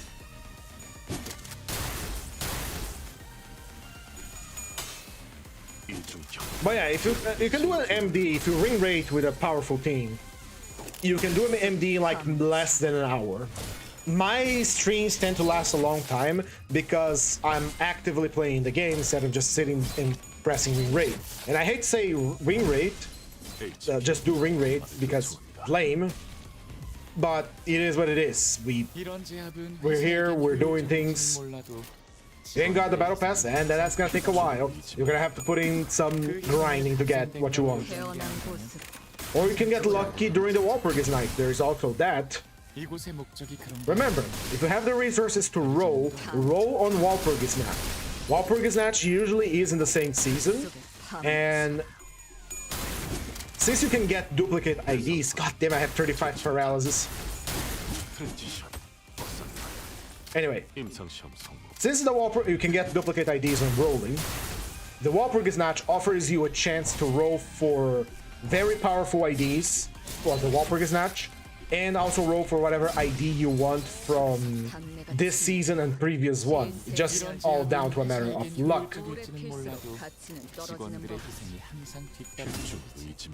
The only thing I ever spent money on this game, I never spent money on rolls. I only bought the battle pass because that is a worthy investment for the game, for what it gives you. I also recommend that if you do have the money to shell out for the battle pass, it is worth it. Not only you get more shards out of the mirror dungeon, you also get a lot of stuff that is exclusive to the battle pass. Consider it literally an investment, because if you're grinding to shard IDs because you want them, if you're sharding for them, the money that you put in the battle pass is less time you're gonna spend doing the mirror dungeons. So you're literally paying to do less time on the mirror dungeons, which is very good in my opinion.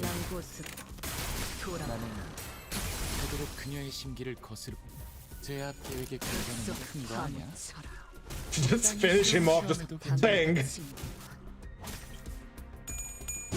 I'll probably have to, yeah. Save, always save for Walpurgis. First encounter survived. Congratulations. Up in the first canto we're moving different. Always remember that early enemies, if they were scaled up to the enemies that we fight today, would obliterate us.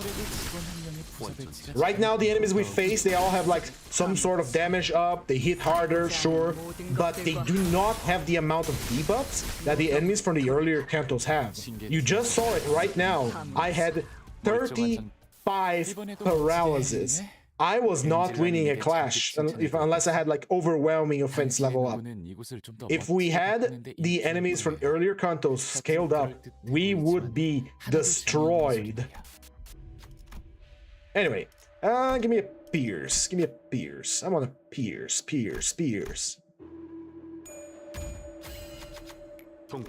Gathering Skulls. Did I get that one? Yeah, I did. And then we go to the Focus Encounter, which you can control the flow of battle. But anyway, always roll for Walpurgis, never roll outside of banners, unless you really want that ID. And you really can't contain it anymore. I need that ID, and I need it now. If I don't get it, I will die. No, just, you know, just roll on the Walpurgis Night. If you grind if you can. If you can't, save it for Walpurgis Night. Do your weekly dungeon so you get all the lunacy you can. Try to do the events and shit to get more lunacy and tickets, and hold them until it's time to, you know, to pop your wad on the table and say, I'm gonna roll for it now. I'm gonna get all of the IDs now. That's what I do, and that's what I recommend. Granted, I have the benefit of time on my side, because one, I work from home, and two, I can, you know, put Limbus on one screen, mute it, and then go to the main screen, do my job, and hit the enter every now and then on Limbus. Here's another tip.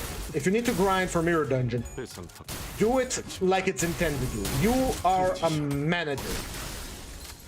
You are a manager in Limbus Company. You're a manager in Lobotomy Corporation. Your job is to manage. I'm being a very dedicated manager by observing my units and making the best judgment call for all of them. But I am a manager. I'm not even supposed to be looking at them. I give them the orders and tell them to go. If I have a button that does that for me, excellent. So here's what to do to ease up your grind. If you have 2 screens on your computer, perfect. If you don't have, it's a little bit more difficult. If it's your own phone, you still can make this work. Grab yourself a documentary, a video, or something that is like an hour long or 2. Something interesting that you wanted to watch, a series, a movie, whatever. Mute Limbus Company. Remove the sound. Then watch your series, watch whatever you want, put on the Mirror Dungeon, and just, pre-enter whenever you see that they stopped moving. And then do it like that. Is this shitty? Yes, I'm literally telling you to do something else while playing the game. Yes. Grinding works like that. Most gacha games and a lot of Asian games really bank in on you liking to grind. I played a lot of Warframe during my time and I know how the grind can get. It's bad. But this game is incredibly generous because it allows you, especially for a gacha, to grind for any unit you want in the game. And it is kind of unprecedented to see this happen for a gacha game. Because they don't, they don't know how to make a gacha. They just wanted to make this to fund their studio. They're not being greedy. Of course, they're saying that we're literally doing this for money. They're literally doing this for money. They straight up say that, and that what makes this all refreshing. Not you again, fat man. I like you, but goddamn, I still remember when we sent a hate tweet on you. Anyway, they say this for money. They are very honest about it. I love that they said that, but you have to consider that if you're not going to pay money to gamble, you are going to be paying with something else, and it's called time. If you buy the battle pass, you're exchanging time for money, or money for time. And so you're just going to spend less time playing the game, playing the Mirror Dungeons, but also saving up on your time. Of course, you can save up on time by just, watching something else. Hello, Corn Muncher, how are you doing? It has been a while, welcome back. 9 people in chat, wow, indeed, wow, we are growing. And I'm gonna be putting out more videos too. If you haven't saw the video I posted lately, aside from the 100 subscribers one, it was just a bunch of random clips I have on my computer that I only recorded for my friends, and I, with their authorization of course, put it on the on a single video and said, hey, that's pretty nice, let's watch it all together, let's put it all together.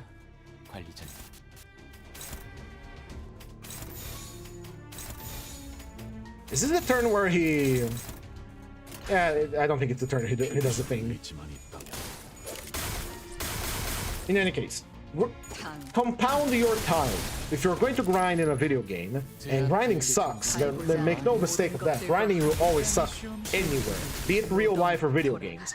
You have to make the most of your time and plan in advance. If you just sit there grinding without a plan, without a goal that you can look to in the future and reach and grab it eventually, you are not going to last. Example, I played a lot of Warframe, and I was always trying to compound what I was going to grind. If I wanted to gain mastery levels, I would go do whatever mission I was doing with the equipment I need to level up, with low-level Warframes, and I will do as much grinding together as possible. I had to do Simaris, so I'll go to a mission that has Simaris. I would need to do this, so I'll go to a mission that can do this, etc, yada yada. You know how it goes.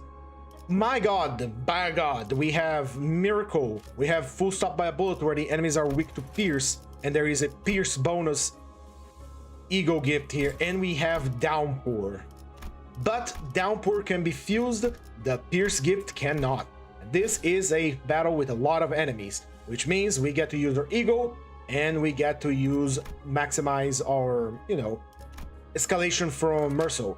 Boa noite, Goabudo! Como você está? Stream em português e em inglês, mas principalmente em inglês. Se você fizer uma pergunta em português, eu vou responder em português. E eu posso lhe garantir que alguns dos meus viewers que estão no YouTube, e você pode ver ele aqui na minha tela, falam português também. Você pode conversar com eles. Anyway, like I was saying. I forgot one other thing. Oh yeah, grinding. Always try to compound your grinding. Always try to grind as much as you can in a span of time, and if you can do it automatically, even better. Tô bem pra caramba, hoje tá ótimo o dia.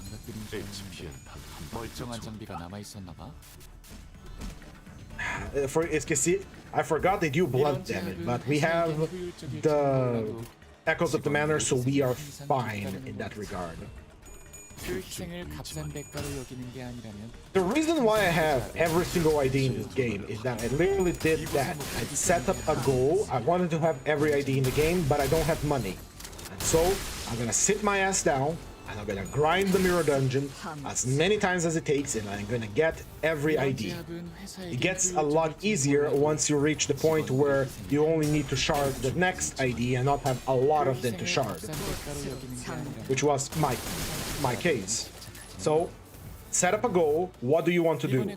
Do I want to grind for a full Kurokumo thing? Do I want to grind for a full burn thing? Alright, what do I need to reach that goal? How many boxes would I need to get that? How many mirror dungeons runs do I have to do that?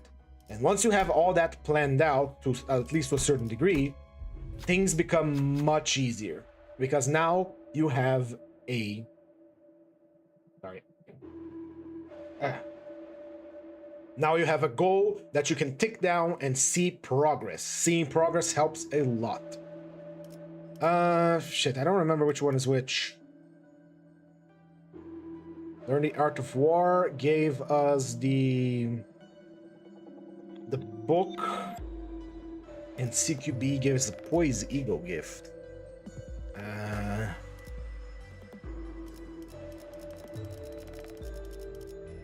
Poise is for bullets, I believe. How many crates do you get each mirror dungeon? I don't know. I think it's 9 crates if you have the battle pass, 3 if you don't. Oh yeah, this we have to fail this roll here, by the way. Thank you for the swift command. I'm gonna turn it into something else. Oh, easy. Take the seat. Easy, I say. Watch Ryoshu get moched. She's fine. She's fine. Okay. So yeah, I'm pretty sure it's 9 crates if you have the E.G.O. Yeah, it's 9. You have the pass, it's 9. If you don't, it's 3.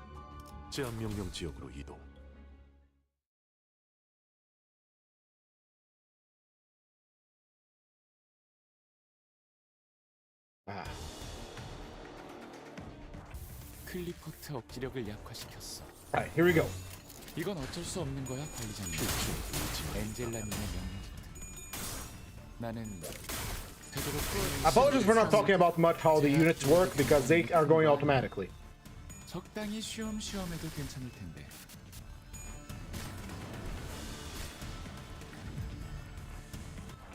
이런 제압은 회사에겐 효율적일지는 몰라도 직원들의 희생이 항상 뒤따르는 법이지. There is two. This guy's gonna get staggered, so I don't have to worry about him. This guy's gonna die. 1 block and 2 blunt attacks, 1 pierce. That blunt attack has a high chance of staggering us, but we haven't been staggered this turn yet. Don't worry, Ghostface. If you keep applying yourself, you at least get partway towards your goal. If you have to focus on something, focus on getting IDs that are gonna be replaced, that are not going to be shardable by next season. If it's all the IDs you want are in that from this season, then my apologies, but you got a lot of work ahead of you. But hey, that's a lot of videos you can watch.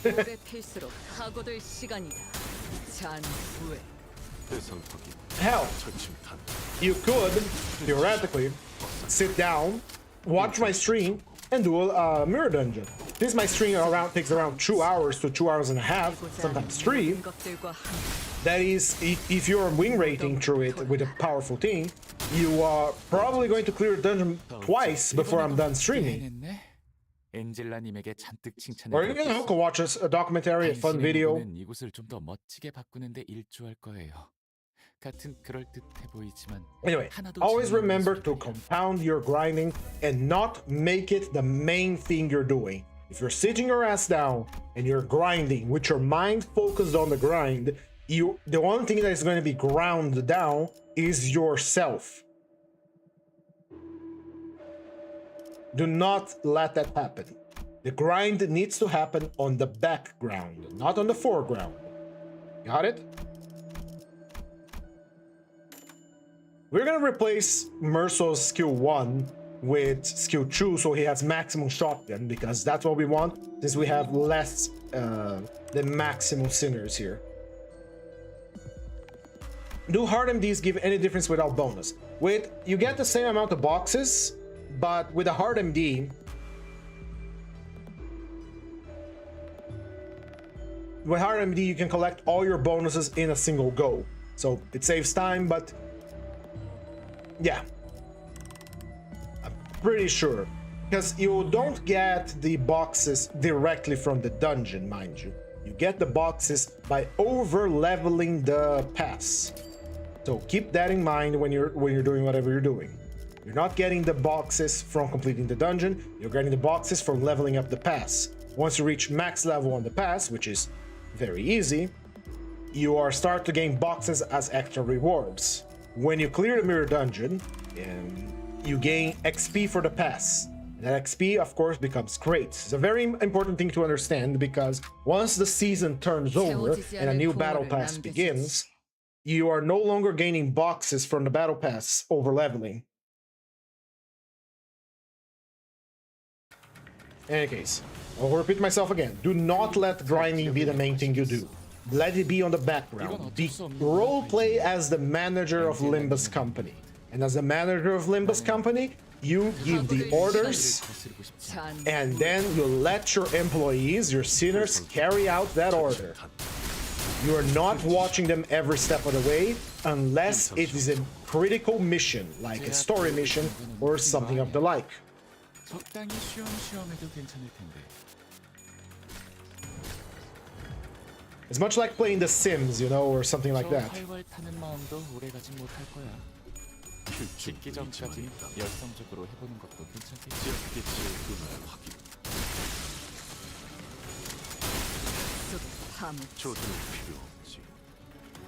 I can't wait to have full shotgun round on Merso.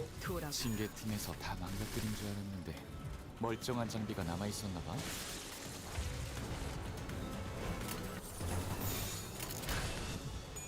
필중품이지만 지역개체의 둔화를 확인. Merso seems to have some sort of mode change here. Does that increase the damage of the bullet type if he has chain? Didn't pay attention to that. 직원 한 명의 부서 배치가 잘못된 것 같아.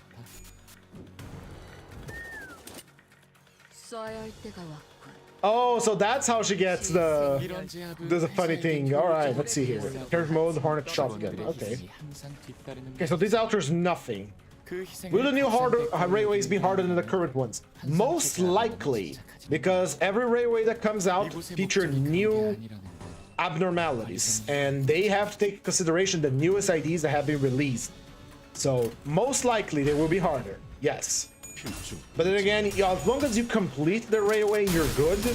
People like me who like to complete everything will have a harder time because we have to do it under a what's it called? Under a turn order, turn account. Didn't Hortimer get a recharge on his passive? He does get a reload. All the Lobotomy E.G.O gear, what's it called? Lobotomy E.G.O gear sinners have a reload that works off sanity. I'm just checking if he has a damage up when he hits a certain type of gun, but it doesn't seem to be the case. 직원들의 희생이 항상 뒤따르는 법이지. 그 희생을 값싼 대가로 여기는 게 아니라면 항상 처자 앞에 너무 집착하지는 마. 이곳의 목적이 그런 게 아니라 Bang! Bang, bang, bang, bang! Bang!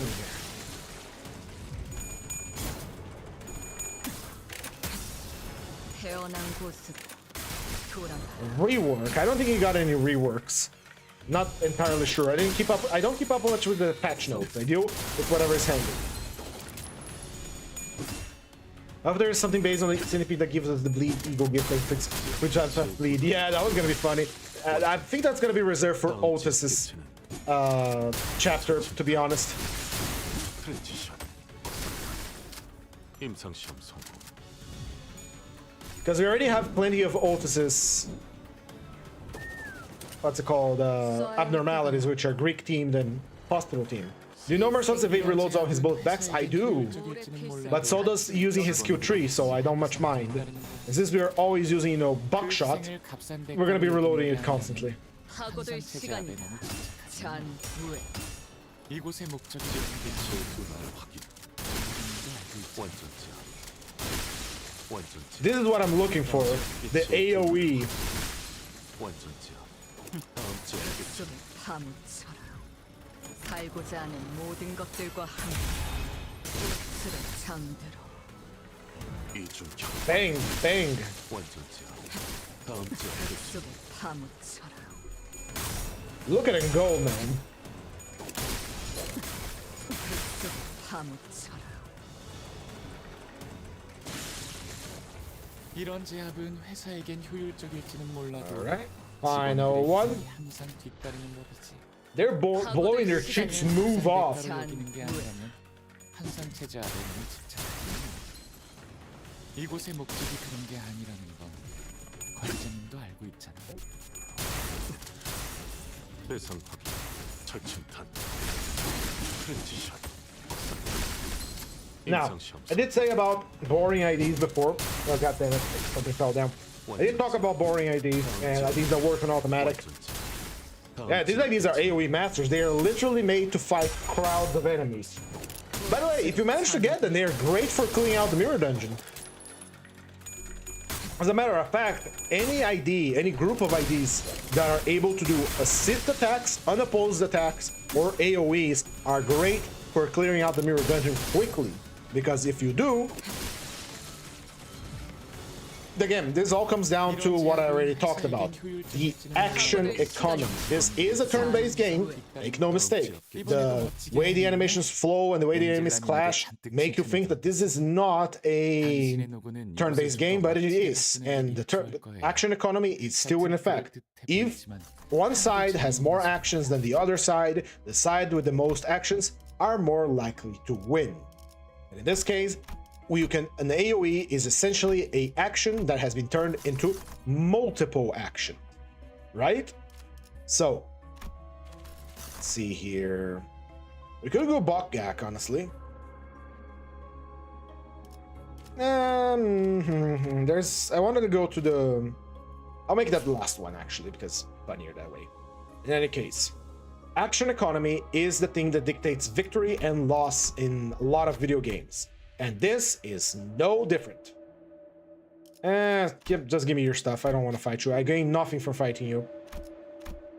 Ryoshu has a unopposed AoE. He has two of them. Merso has AoE on his attack 2 and attack 3. So that means they are very good at fighting multiple enemies because they turn their one action into many actions and able to damage multiple enemies at the same time. That's why E.G.O attacks with big AoE are also great for solo characters, because they are turning again a single action into multiple actions. Heishos are very powerful because of that too, not just because the Lord Lu makes, give them buffs, and not because they give Lord Lu buffs, because Lord Lu can turn a singular action for his skill tree into 2 different actions in the turn. First, he attacks the enemy with his spin the staff and slam it down. That's one action. Second action, he forces the next Heisho to use a skill tree unopposed against the same target. That is focus damage, alpha damage, if you will, against one target. That action is being done for free. Sure, the skill tree cannot be empowered that way. That's fine. But that is a free action that you got from one attack. After the Heisho finishes his skill tree, which, by the way, if it is from something like the Yo branch, which is the Cox, is also an AoE, so that free action becomes an even bigger free action. Lord Lu and that Heisho will attack the same target together with yet another attack. And if you're doing this in the Mirror Dungeon, it just becomes worse because you can get the rusty coin and do that again. That's why Lord Lu is very powerful. If Lord Lu uses his counter, he forces a Heisho to retreat and use a one-sided skill 1 against a target, the target of his counter. And when the new Heisho comes in, that Heisho is using his skill tree unopposed as well. So that clashable counter that Lord Lu used turns into true free actions, which can become even more actions if in the next turn he uses the skill tree right off the bat. So it's insane, right? So one attack becomes another attack, that becomes another attack. These all at the cost of a singular action by Lord Lu. That's why they're powerful. They can attack for free, and there's nothing the enemy can do but watch as they get torn to bits. Now,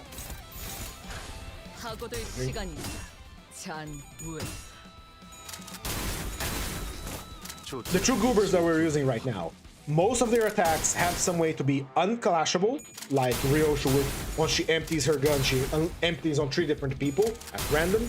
Merso can use the shotgun that has an AoE, so built-in AoE with no conditionals is very powerful. Again, we're turning a single action into multiple actions. Ryoshu does the same, very powerful, very good. You could, same way you could say about Full Stop Office. Full Stop Office, you have Honglu and Heathcliff. Honglu attacks a guy. Heathcliff does a free action against that guy, and that action is big damage.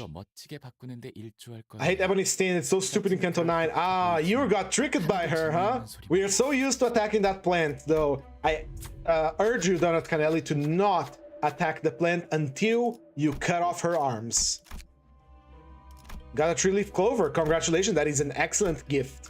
It's just free poise. In any case, to finish the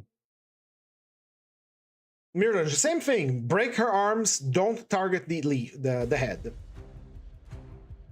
Anyway, continuing on. Sorry, these guys are weak to Pierce. They're weak to Lash. Oh, how joyous that you're weak to Slash, huh? Action economy always dictates who wins and who loses in a turn-based game, unless the side that has, what's it called? What's the name? Unless the side that has less actions has such a powerful action that it does not matter if it has less turns, say an E.G.O attack in our case here, then it doesn't matter as much. But always remember that. The more actions you can do in a turn for free, the better. 징계팀에서 다 망가뜨린 줄 알았는데 멀쩡한 장비가 남아 있었나 봐. 지역기지의 문화의 확인. 제압 계획의 규모가 너무 큰 거 아니야? Low's his shit's move off. 괜찮을 텐데.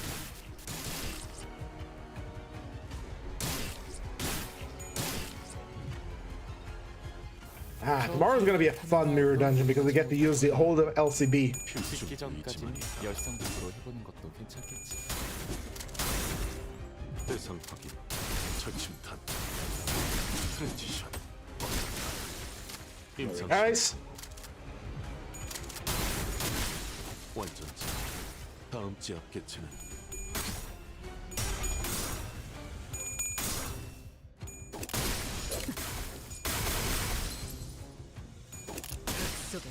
oh, I didn't see that was a question. Sorry, Moses.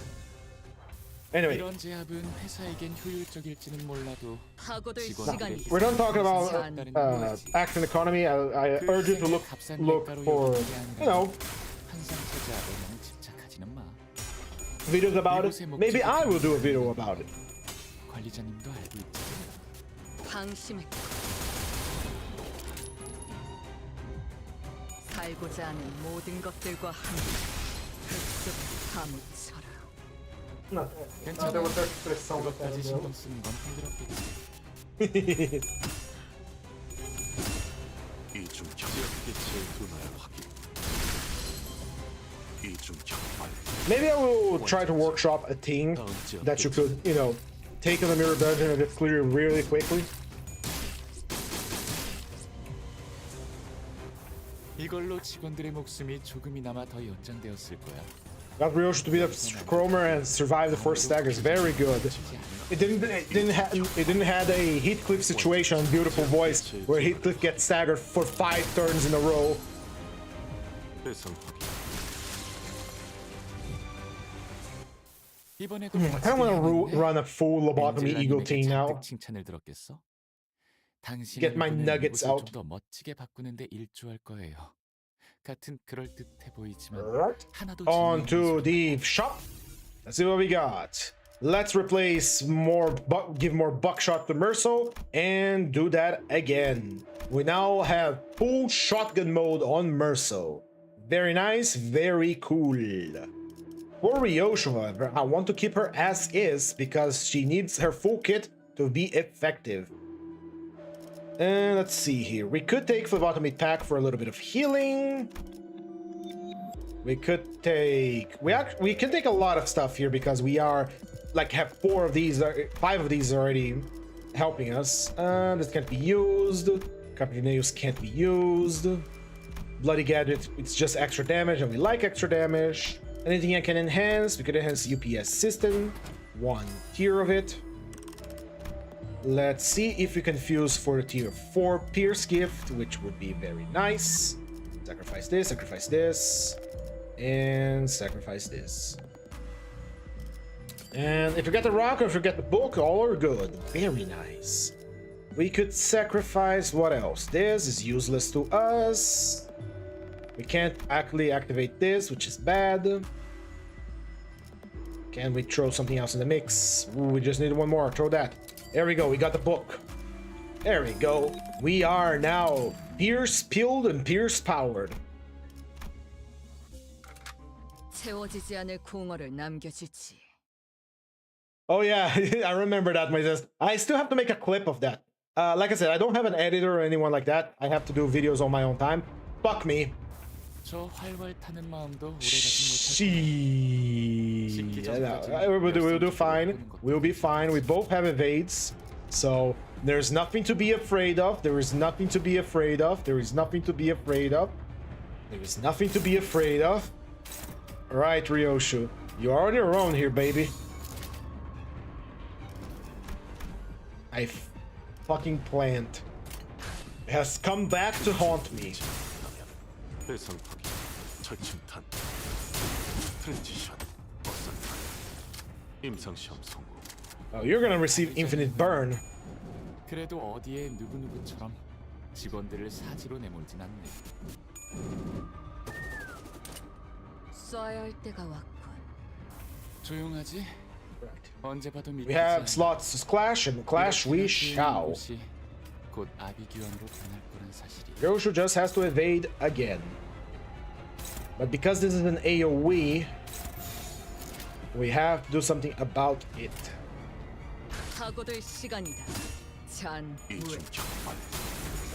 조준이 필요 없지. Not so fast, plant. We can all evade here today.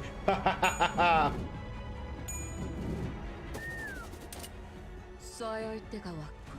시생멸. 억지력이 Alright, 약해졌어. and it's now pissed. 억눌린 Good thing we have almost enough slots to counter everything you have. 아무래도 도박 같은 운명에 몸을 내맡길 Oh. 준비를 해야 할 것 같아. 관리자님. How is looking Ryoshi? Ryoshi has to attack this turn, while Merso has to take care of a few evades. That is not an unbreakable AoE, so we are good, nice and 사고될 dandy. 시간이다. 잔 Engage 후에. offensive mode. 태어난 곳으로 돌아가라. 살고자 하는 모든 것들과 Magnificent end. 무덤으로 돌아가라.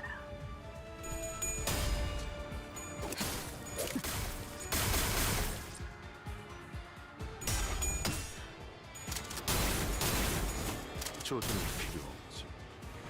And evade time. There we go. And now we have 5 slots. That means it's Clash Town for us. No more shall we be... Oh, wait. Unfortunately, we have unclashables. Forgot about those. Huh. 준비를 해야 할 것 같아. 관리자님. Oh well. Anyway. I don't like that he's able to evade, so Ryoshu cancel that evade. 각오될 시간이다. 잔물. 이중 격발. And it is staggered. Time to finish it off. Ah, that shotgun is so meaty sounding. 철침탄. 개체의 부위를 파괴했어. 쏴야 할 때가 왔. Merciful Evade has 13 coin power. Indeed, most evades in the game will have a high coin power, which means a singular missed coin spells your doom. The only one that I can think of from the top of my head that has a very high base evade is the Molar Boatworks Ishmael. All right, refresh. I don't like that. I'm gonna pack search because I want a specific pack. I want to go see the worms. Yes, the worms are back.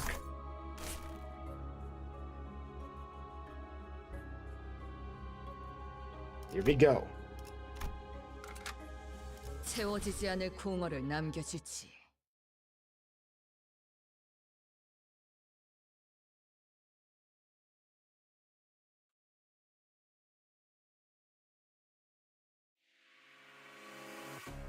There we go. Here we go.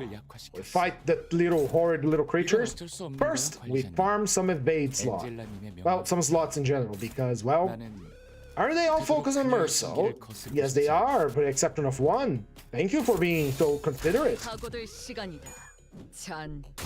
Ah, there we go. We lost the evade. That means we're gonna get hit to hell and back. But we are resistant to pierce. The problem is the amount of bleed we're gonna receive. I do remember a most harrowing fight we had in this corridor with K-Corp Honglu. 꽃으로 잠들어. 제압 계획의 근거는 큰 거 아니야? 파묻혀라. 적당히 쉬엄쉬엄해도 괜찮을 텐데. Alright, now it is Ryoshu that is going to have to dodge everything. And the fastest enemy is this one, I think. Let me just confirm that. Magical Arrow. That one's the first one, followed by that one. Very nice. You will now blast these creatures into tiny itty bitty bits. 필중의 의지만 있다면.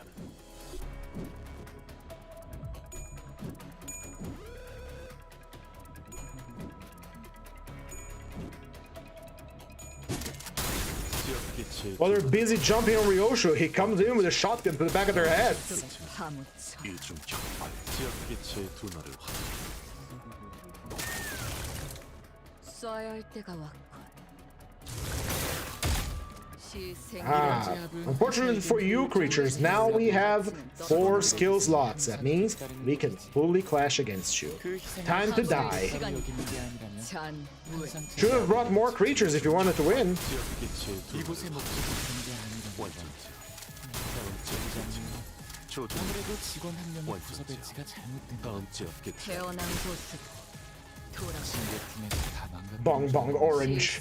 멀쩡한 장비가 Blast 남아있으니까. them. 물에 필수록 가치는 떨어지는 법. Blast them. Keep blasting them with your beautiful shotgun.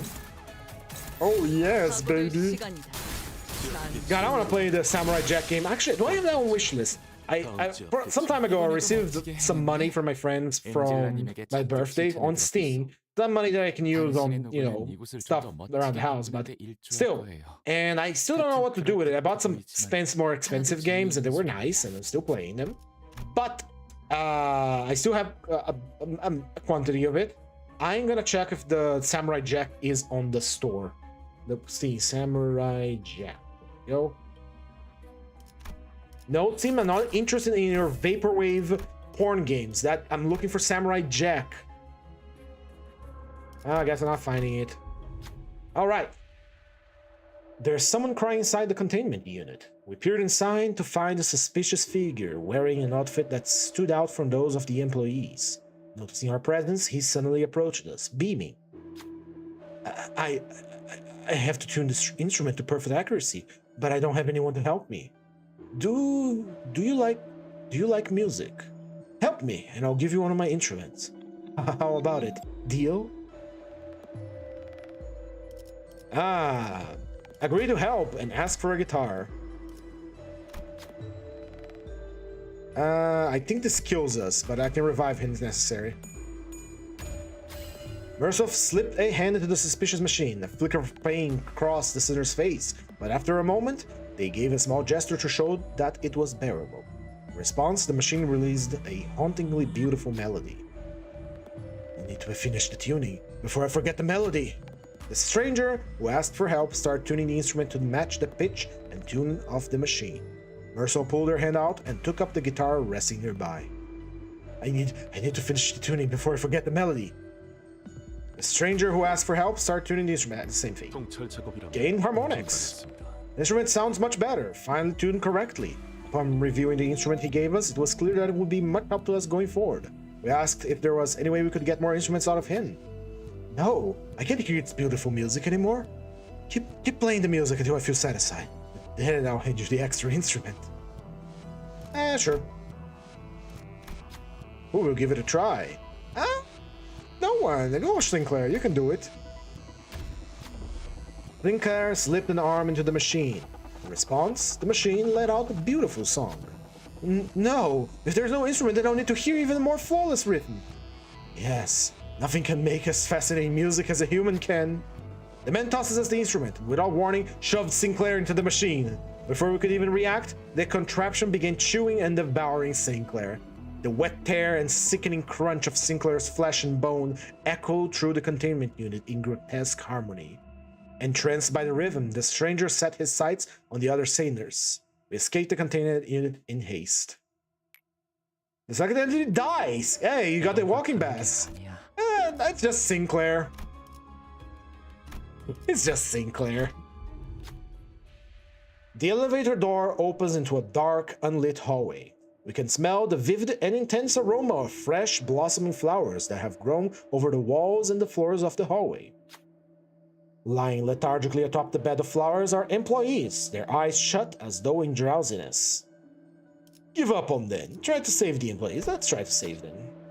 It's not too late for them. Maybe we can save them by moving them into the elevator. By the time we had finished moving the employees to the elevator, we heard a chilling scream echoing from the center of the hallway.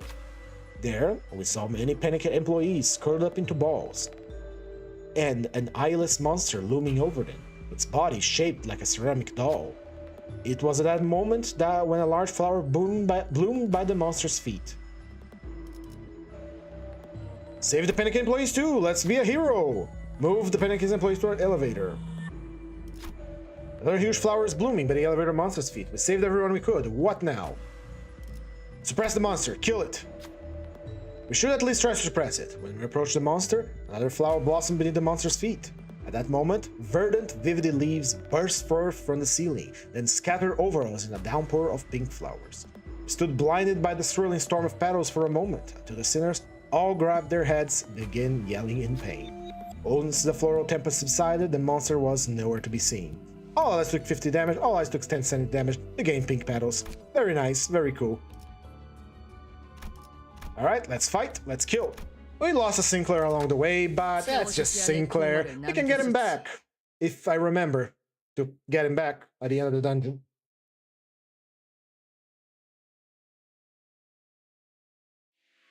Here we go. They are going to hard focus on someone, I believe. Yes, and that hard focus is on Ryoshu. So Ryoshu, do your thing and dodge them, while Merso takes a shotgun to the back of their heads. 사고될 시간이다. 잔우에. 지역기체의 둔화를 제압 계획의 규모가 너무 Bang, bang. 적당히 쉬엄쉬엄해도 괜찮을 텐데. Look at it go! Sorry, a lot of the evade sprites are very cool, but none will be better than Virgilius' evade sprite. Alright, they are hard focusing on Ryoshu again. And which one's going first? That one, got it. And we take the shotgun to the back of their heads once again. Bang! Very nice. And now we have all 3 pheromones, so we get full bonuses on our attack. 완전지압. 다음 지압 개체는 Remember, whenever we kill an enemy, we kind of recover our bullet. Half of the bullets used. 써야 할 때가 왔군. 시생 이런 제압은 회사에겐 효율적일지는 몰라도 가치는 떨어지는 직원들의 법이지. 희생이 항상 뒤따르는 법이지.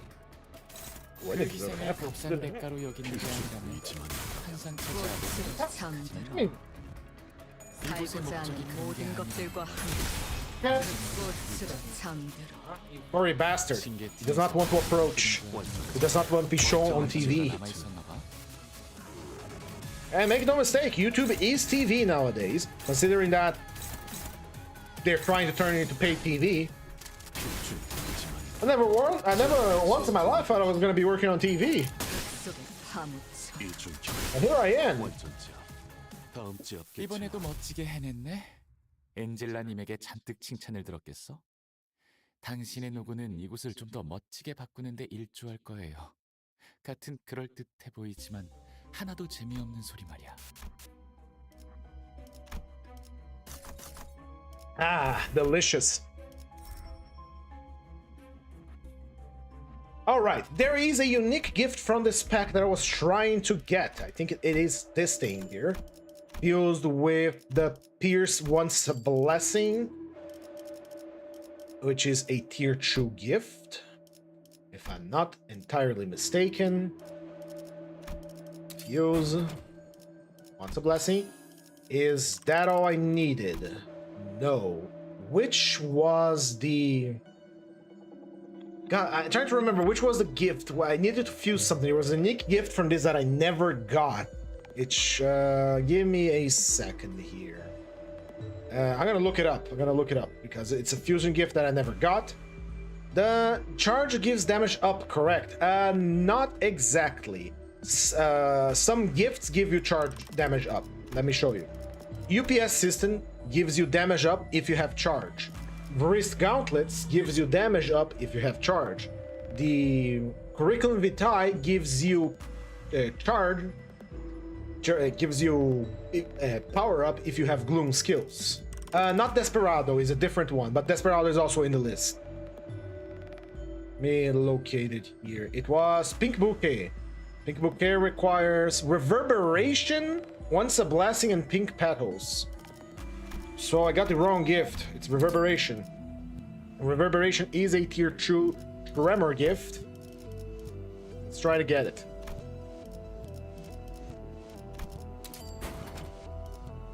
Ah, sour liquid aroma. Let's try get it through here. Tremor. No, give me another one. Bartender. Oh my. Oh my. Oh my. No, we're at the end here. I don't need it. I don't need it. I certainly do not need it. Come on, man. Just give me the thing I need. It's all I want. It's all I ask. Let's go for fusing these two here. Let's damage up. Wobbling keg, not what I wanted. Time to give up some stuff.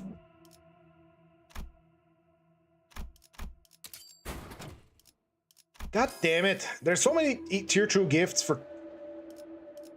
I should have gotten it before. Ah, well. I want that gift because I wanted it in my fingers. My, not blood, sweat, and tears.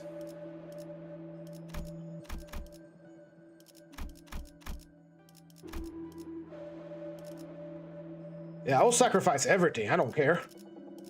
I'll sacrifice everything. Yes, the greed. I am so greedy. I'm a greedy little boy. Come on. All right, one more time. There it is, and now I don't have money. Lovely. Sell the wobbling keg. Ooh, yes. Ooh, yes, and finally we got it. Pink. No matter. There we go. It's unique for this pack. When with a pierce skill, gain 1 haste and pierce damage up next turn. When enemy kill with said skill, gain 1 haste and 2 pierce damage up. When by an ally with a skill that inflicts sinking potency or unique sinking, make 2 pinky petals and stuff. Good gift. I wanted it because I didn't have it on my E.G.O thingamabobber. E.G.O compendium, and now we do. 지역으로 이동. There is no achievement for completing the E.G.O compendium this time around, but I just love to have it. I just love to complete it because it gives me the overview of everything that I can do. We're gonna fight the big bug now.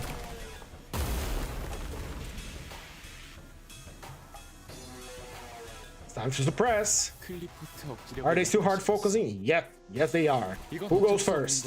You go first. That means I get to clash against you. 나는 되도록 그녀의 심기를 거스르지 않아. 의지만 있다면. Ah, there it is. Second warning. One of my favorite sound, one of my favorite musics from all of Project Moon's games.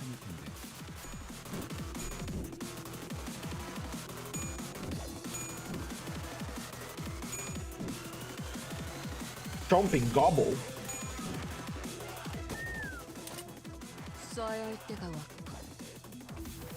Alright, who is getting hard focused again? It is Ryoshu, and Ryoshu dodges the first guy. This one. While Merso again takes the shotgun to the back of their heads and finishes it off. 이곳의 목적이 그런 게 아니라는 걸 이중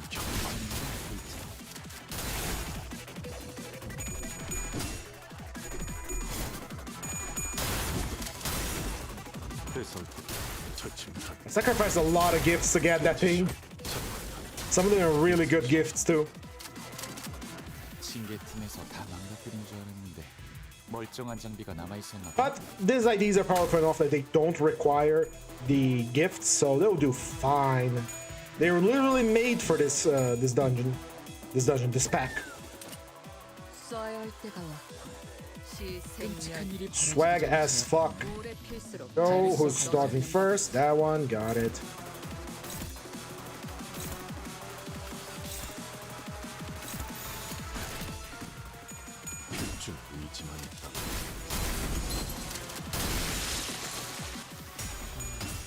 They were reduced to a shape.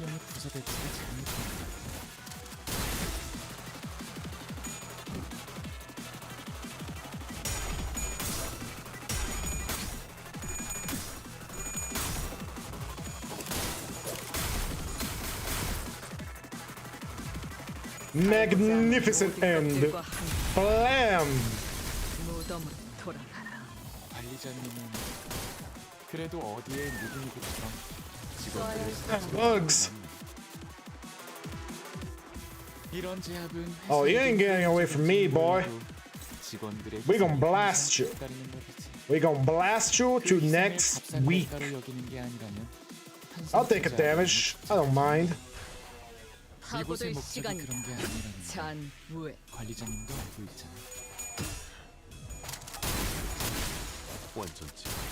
다음 지압 계층은 Keep pumping shell after shell.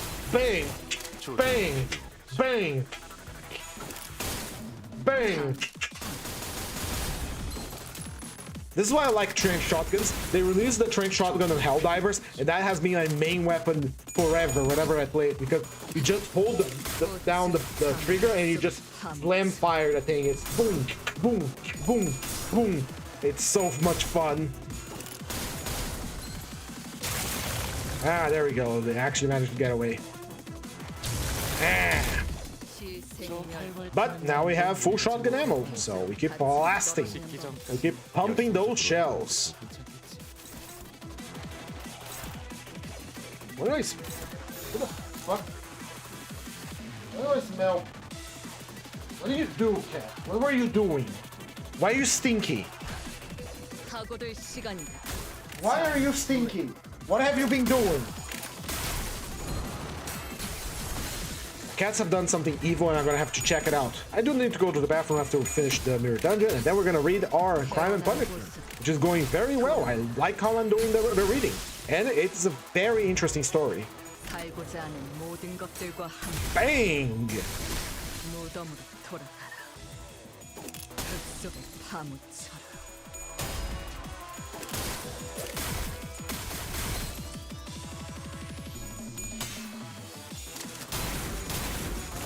조준이 필요하지.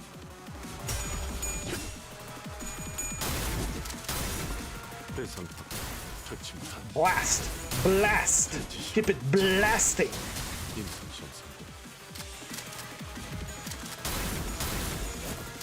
지역기체. And at the stagger means double damage coming right up. Just hit that damage button and turn that bong bong into a can-sized warm grub thing of food. 항상 체제압에 너무 집착하지는 마. 이곳의 목적이 그런 게 아니니까 관리자님도 알고 있지. 이중 격발. 조준이 필요 없지. 대상 확인. 처침탄. 프레티션. Ho, ho, ho, ho, ho.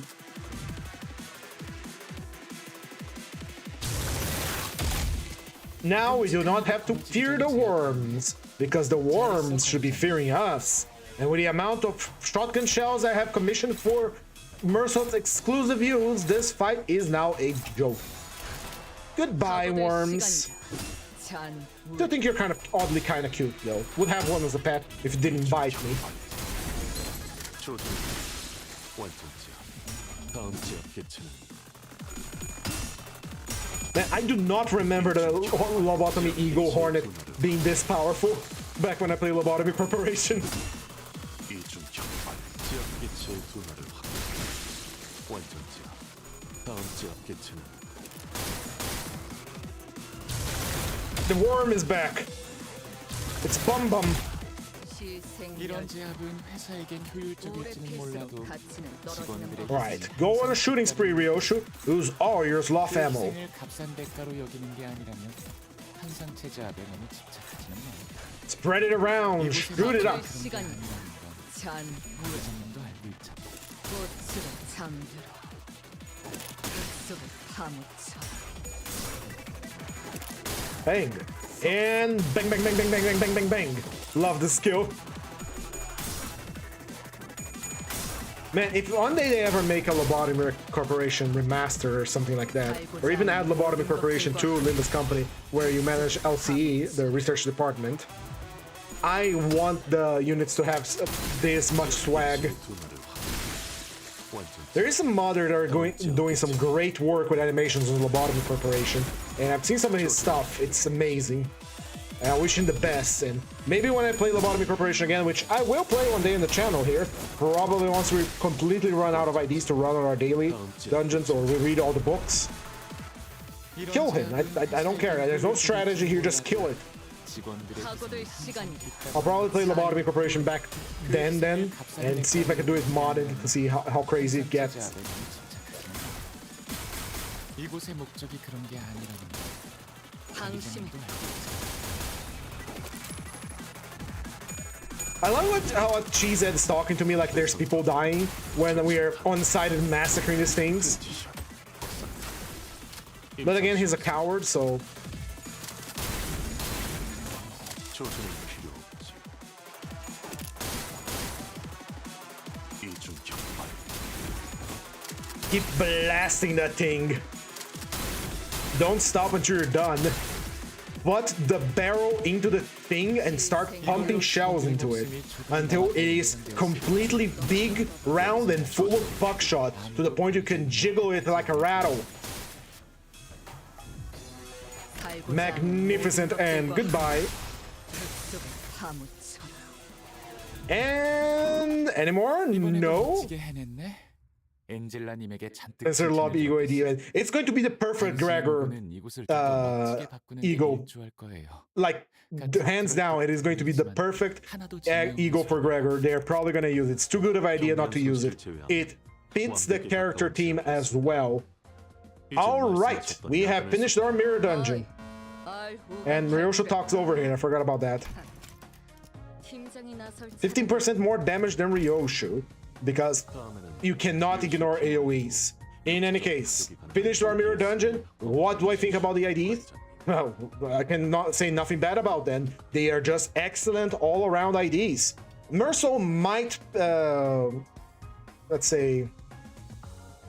Mersol might be a bit of a weak link on when you're fighting a singular boss, but in any fight where he can get kills, he will ramp up and do spectacularly well. And assuming that he applies spores to the enemy, single target again, like say you're fighting a boss like Leihang, the spores are gonna do good damage, but he cannot get his pheromone buffs if there's no enemies to kill. While Ryoshu is good all around. She has AoE, she has one-sided attacks, she has a big AoE that has Q3 that is basically on a timer, and she has self-survival ability that is crazy because it generates a lot of health and SP by just getting hit, which is, you know, again, an excellent little thing. In any case, with our mirror dungeon complete and with our ID study complete as well, we are going to start doing our nerd shit. Now, I do require to go to the bathroom before we proceed reading our book of Crime and Punishment by Fyodor Dostoyevsky, the book which is Rhodia is based on, which we shall see her now. Look at that face. This is the face of a woman who walks around in the street, sees another drunken woman, see that someone is following that woman with ill intentions, calls for a police officer. No, actually, she tries to beat the guy first, and then the police officer stopped her. And then, after giving money to the police officer to get the girl home, she says, "No, you know what? Let it happen. I don't care. Why do you care?" In any case, I'll be going to the bathroom mighty quick. Hang tight. I'll be right back. Just a moment, and then we'll start our book reading. If I can find my webcam here to disable. Be right back.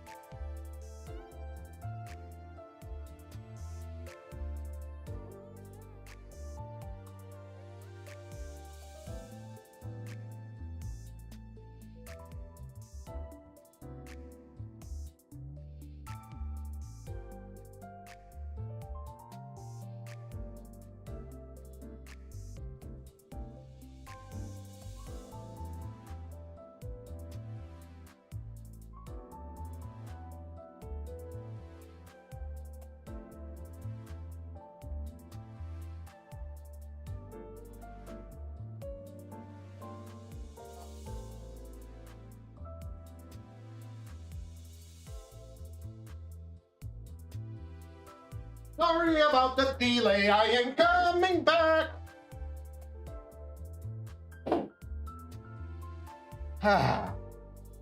Sorry, I'm here, and I'm ready to read. Alright, here we go. Now, last time, let me put up the page we stopped, which was chapter 4. Chapter 4, chapter 5. No, I think it was 77. 77.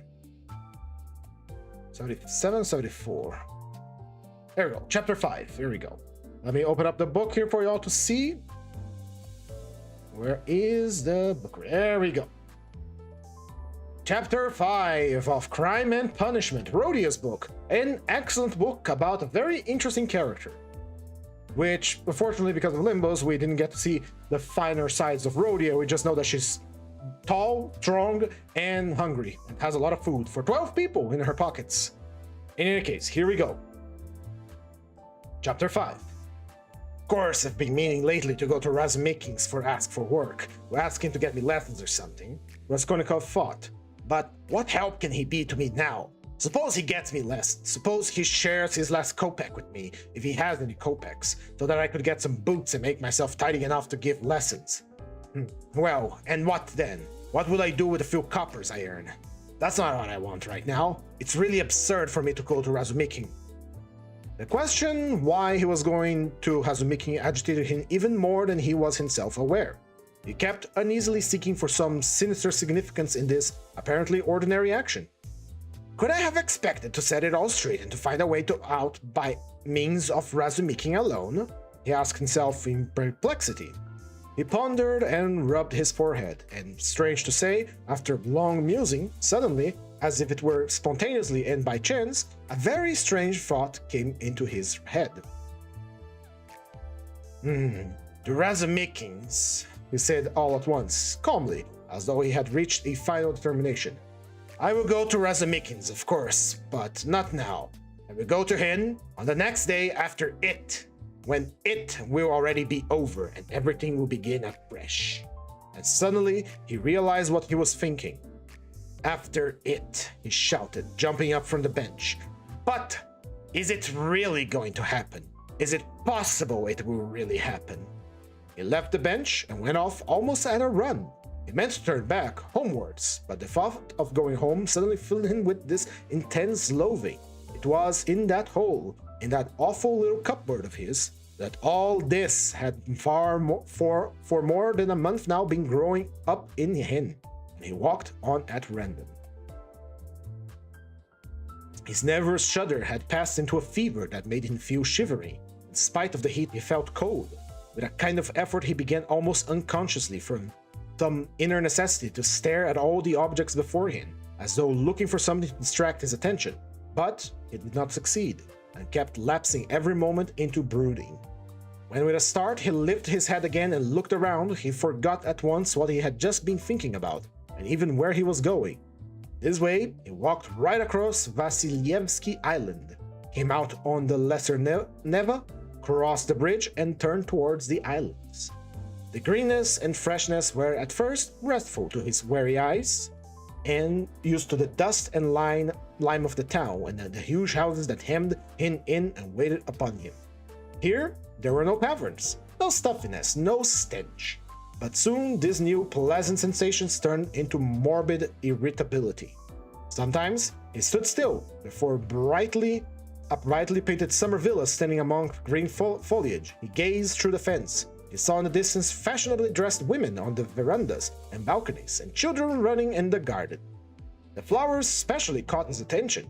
He gazed at them longer than anything. He was met too by luxurious carriages and by men and women on horseback. He watched them with curious eyes and forgot about them before they had vanished from his sight. Once he stopped and counted his money, he found he had 30 kopecks. 20 to the policeman, 3 to Nastasia for the latter, so I must have given 47 or 50 to the Marmeladovs yesterday. He thought, making calculations for some unknown reason, but soon he forgot why he had taken the money out of his pocket. He recalled it on passing an eating house or tavern and felt that he was hungry. Going into the eatery, he drank a glass of vodka and ate a pie of some sort. He finished eating it when he was on the road again.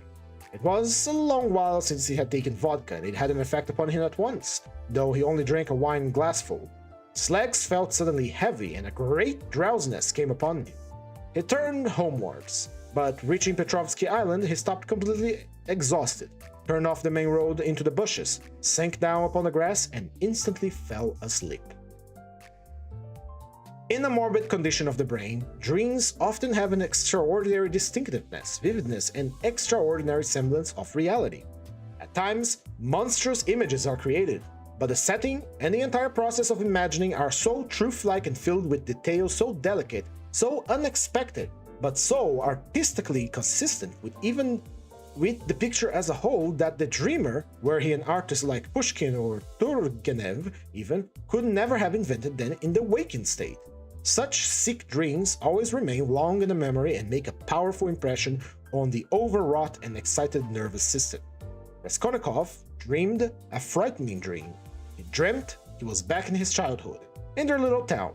He is a child about 7 years old, walking in the countryside with his father on the evening of a holiday. It is a gray and stifling day. The country is exactly as he remembered it. Indeed, he recalled it far more vividly in his dream than he had done in memory. The little town stands on a level flat as bare as the hand. Not a willow near it. Only in the far distance a wood lies, a dark blur on the very edge of the horizon.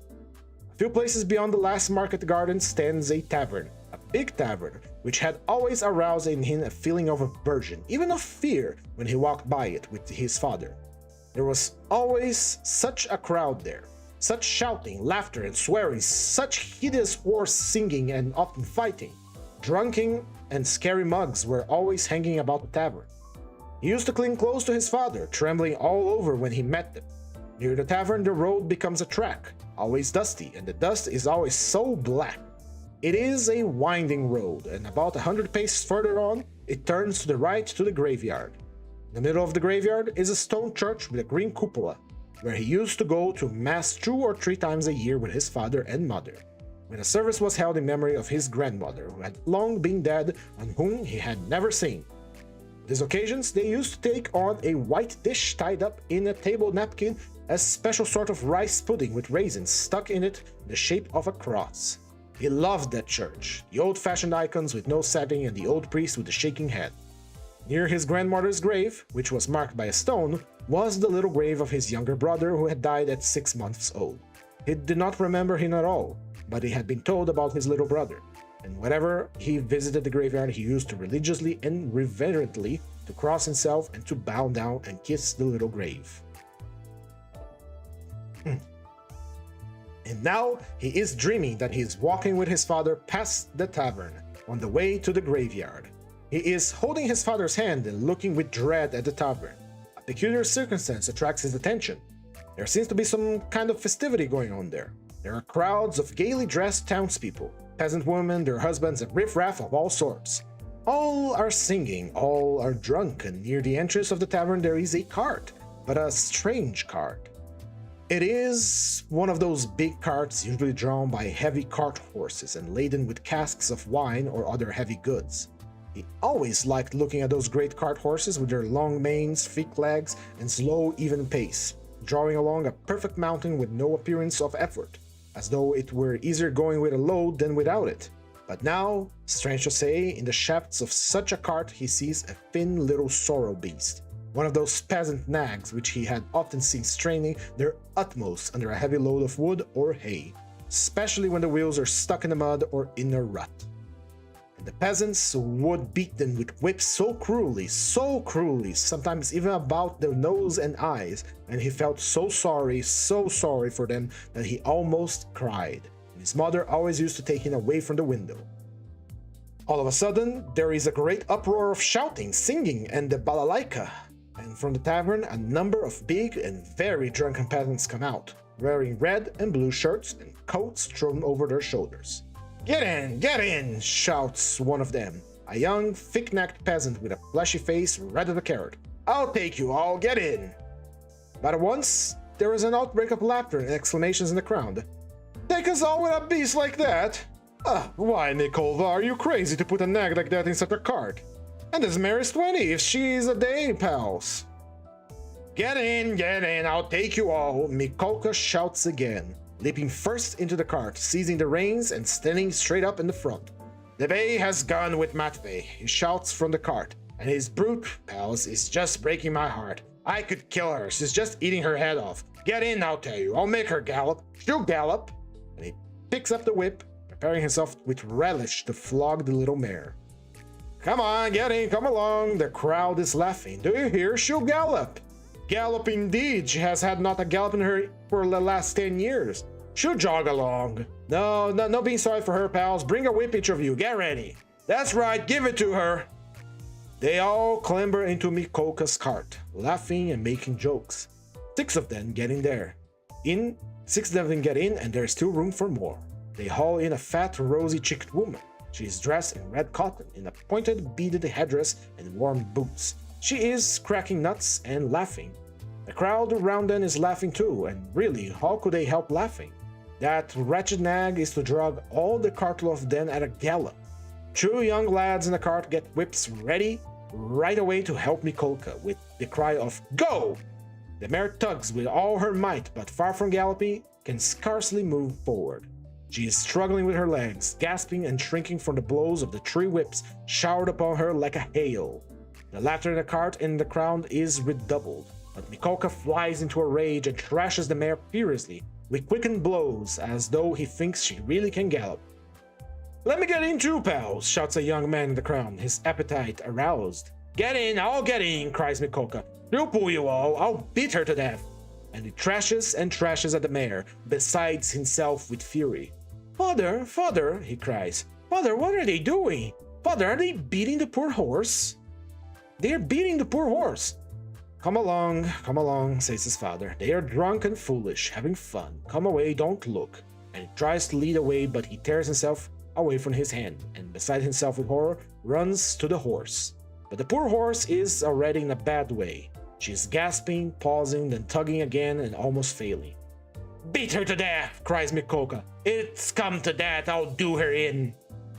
What are you about? Are you a Christian, you devil?" shouts an old man in the crowd. "Did anyone ever see anything like it? A wretched nag like that pulling such a cartload," adds another. "You kill her," shouts the third. "Stay out, it's my property, I do as I like. Get in, more of you, everyone get in. You go at a gallop, I say." All of a sudden, laughter breaks into a roar and covers everything. The mare, roused by the shower of blows, and her impotence had begun kicking. Even the old man could not help smiling, to think a wretched little nag like that trying to kick. 2 lads in the crowd snatch up whips and run to the mare to beat her above the ribs, 1 at each side. "Lash her in the face, in the eyes, cries Mikolka. "Give us a song, pals," shouts someone in the cart, and everyone in the cart joins in a riotous song, jingling a tambourine and whistling in the refrains. The woman goes on cracking nuts and laughing. He runs beside the mare, runs in front of her, and sees her being whipped across the eyes, right in the eyes. He is crying. His heart is rising, his tears are streaming. One of the men gives him a cut with the whip across the face, and he does not feel it. Wringing his hands and screaming, he rushes up to the gray-headed old man with the gray beard, who is shaking his head in disapproval. One woman seizes him by the hand and wants to take him away, but he tears himself from her and runs back to the horse. She is almost at the last gasp, but begins kicking once more. "I'll teach you to kick," Mikolka shouts ferociously. He throws down the whip, bends forwards, and picks up from the bottom of the cart a long, thick shaft, takes hold of one of the end with both hands, and with an effort brandishes over the mare. "He'll crush her!" was shouted around here. "He'll kill her!" "It is my property," shouts Mikolka, and brings the shaft down with a swinging blow. There is a sound of a heavy thud. "Trash her! Trash her! What's the matter?" shout voices in the crowd. And Mikolka swings the shaft a second time, and a blow falls a second time on the spine of the luckless mare. She sinks back on her haunches, but lurches forward and tugs with all her force, first on one side and then on the other, trying to move the cart. But the 6 whips are attacking her in all directions. The shaft is raised again and falls a 3rd time. And the 4th, with heavy, measured blows, Mikolka is furious that he cannot kill her at one blow. "She's a tough one," they shout. "She'll fall in a minute, pals, you see, and that's the end of her," shouts an admiring spectator in the crowd. "Get an axe, hell, finish her off," shouts a 3rd. "Huh? Eat the flies, make ways," Mikolka screams frankly, throws down the shaft, stoops down in the cart, and picks up an iron crowbar. "Look out!" he shouts, and with all his might deals a stunning blow at his poor mare. The blow crashes down. The mare staggers, sinks back, tries to pull, but the bar falls again with a swinging blow on her back. She falls on the ground, as if all 4 legs had been knocked out from her at once. "Finish her off!" shouts Mikolka, and besides himself, leaps out of the cart. Several young men, also red and drunk, seize everything they come across, whips, sticks, poles, and run to the dying mare. They Mikolka stands on one side and begins dealing random blows to her back with the crowbar. The mare stretches out her muzzle, draws a long breath, and dies. "You butchered her!" Salman shouts in the crowd. "Should have galloped!" "My property!" shouts Mikolka with bloodshot eyes, brandishing the bar in his hands. He stands as though regretting that he has nothing more to beat. "No mistake about it, you're not a Christian," many voices are shouting in the crowd. But the poor boy is already beside himself. He makes his way screaming through the crowd to the sorrel nag, puts his arms around her bleeding dead muzzle and kisses it. Kisses the eyes and the lips. Then he suddenly jumps up and flies in a frenzy with his little fists out at Mikolka. At that instant, his father, who had long been running after him, snatches him up and carries him out of the crowd. "Come along, come, let's go home," he says to him. "Father, why did they kill the poor horse?" He sobs, but his breath catches and the words come in shrieks from his panting chest. "They are drunk, fooling around. It's not our business," says his father. He puts his arms around his father, but he feels choked. Choked. He tries to draw a breath, to cry out, and wakes up. He woke up sweating, grasping for breath, his hair soaked with perspiration, and stood up in terror. "Thank God that was only a dream," he said, sitting down under a tree and drawing deep breaths. "What was it? Is it some fever coming on? Such a hideous dream." Whole body felt broken. Darkness and confusion were in his soul. He rested his elbows on his knees and put his head in his hands. "Good God," he cried. Can it be that I will really take an axe? That I will strike her on the head, split her skull open? That I will tread in the sticky warm blood, break the lock, steal and tremble, hide all spattered in the blood with the axe? Good God, can it be? He was shaking like a leaf as he said this. "But why am I going on like this?" he continued, sitting up again, as if to wear profound amazement. "I knew that I could never bring myself to do it, so what have I been torturing myself for until now? Yesterday when I went to make that experiment, yesterday I realized completely that I could never bear to do it. Why am I going over it again then? Why have I until now been hesitating? As I come down the stairs yesterday, I said myself that it was base, loathsome, vile. The very thought of it made me feel sick when I wasn't dreaming, and it filled me with horror. No, couldn't stand it. I couldn't stand it. Granted that there is no flaw in all that reasoning, that all that I have concluded this last month is clear as day, true as arithmetic. My God, still I couldn't bring myself to do it. I couldn't stand it. I could not stand it. Why then am I still... He rose to his feet, looked around in wonder as though surprised at finding himself in this place, and went towards T-Bridge. He was pale, his eyes glowed, he was exhausted in every limb, but he seemed suddenly to breathe more easily. He felt he had already cast off that fearful burden that had so long been waiting upon him, and all that at once there was a sense of relief and peace in his soul. "Lord," he prayed, "show me my path. I renounce that accursed dream of mine." Crossing the bridge, he gazed quietly and calmly at the Neva, at the glowing red sun setting the glowing sky. In spite of his weakness, he was not even conscious of fatigue. It was as though an abscess that had been forming for a month past in his heart had suddenly broken. Freedom! Freedom! He was free now from that spell, that sorcery, that enchantment, that obsession. Later on, when he recalled that time and all that happened during those days, minute by minute, point by point, step by step, he was superstitiously impressed by one circumstance, which, though it itself not very exceptional, always seemed to him afterwards the predestined turning point of his fate. Namely, he could never understand and explain to himself why, when he was tired and worn out, when it would have been more convenient for him to go home by the shortest, most direct way, he had returned by the Haymark, where he had no need to go. It was obviously and quite unnecessarily out of his way, though not much so.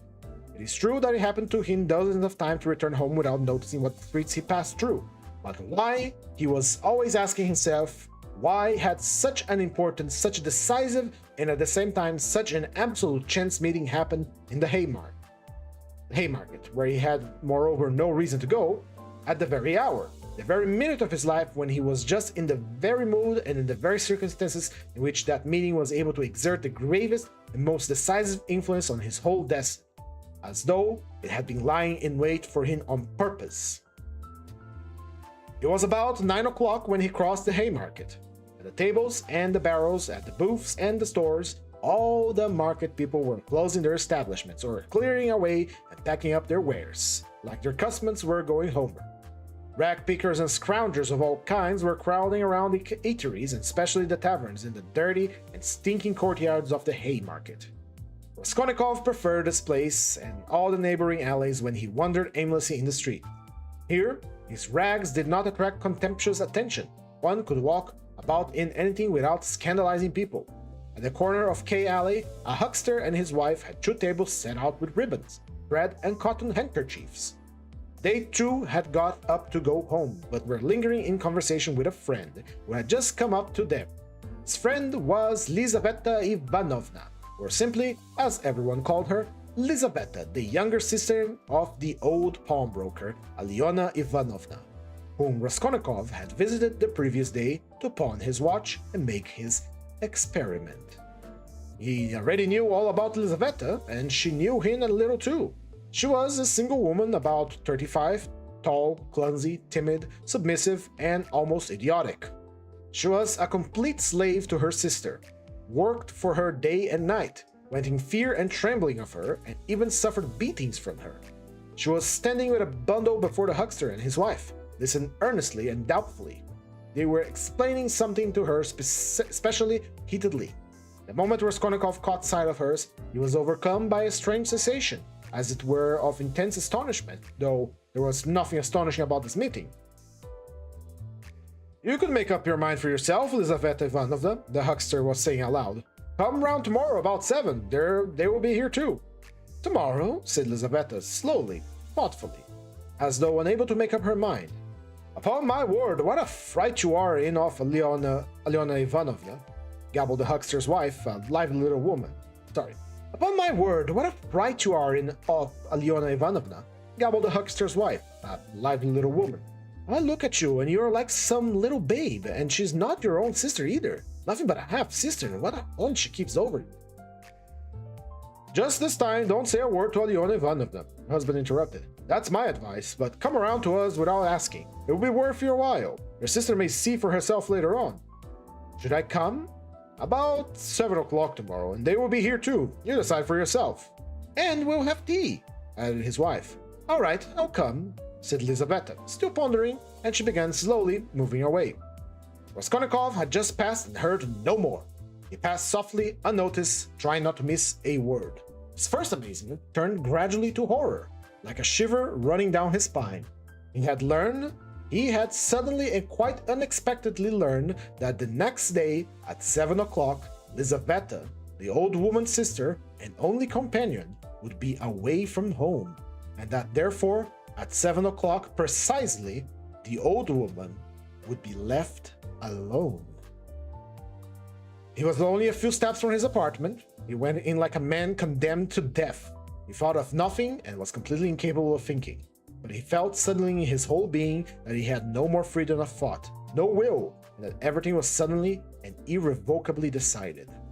Certainly, even if he had to wait whole years for a suitable opportunity, his plan in mind, he could not count for sure on a more certain step towards the success of the plan than that which suddenly had just presented itself. In any case, it would have been difficult to find out beforehand and with certainty, with greater exactness and less risk, and without dangerous inquiries and investigations, that next day, at such a time, such an old woman on whose life an attempt was contemplated would be at home entirely alone. We are going to end our reading here, but hey, the plot is thickening. Anyway, look at this gal. Look at how she plans to kill someone. In any case, with our Mirror Dungeon complete, ID study complete, and our book reading complete, that is it for today. I wish you all a good day, and if you liked the stream, please recommend it to your friends. But if you didn't, please recommend it to your enemies. With all that said, thank you once again for being present. Sweet kisses and goodbye.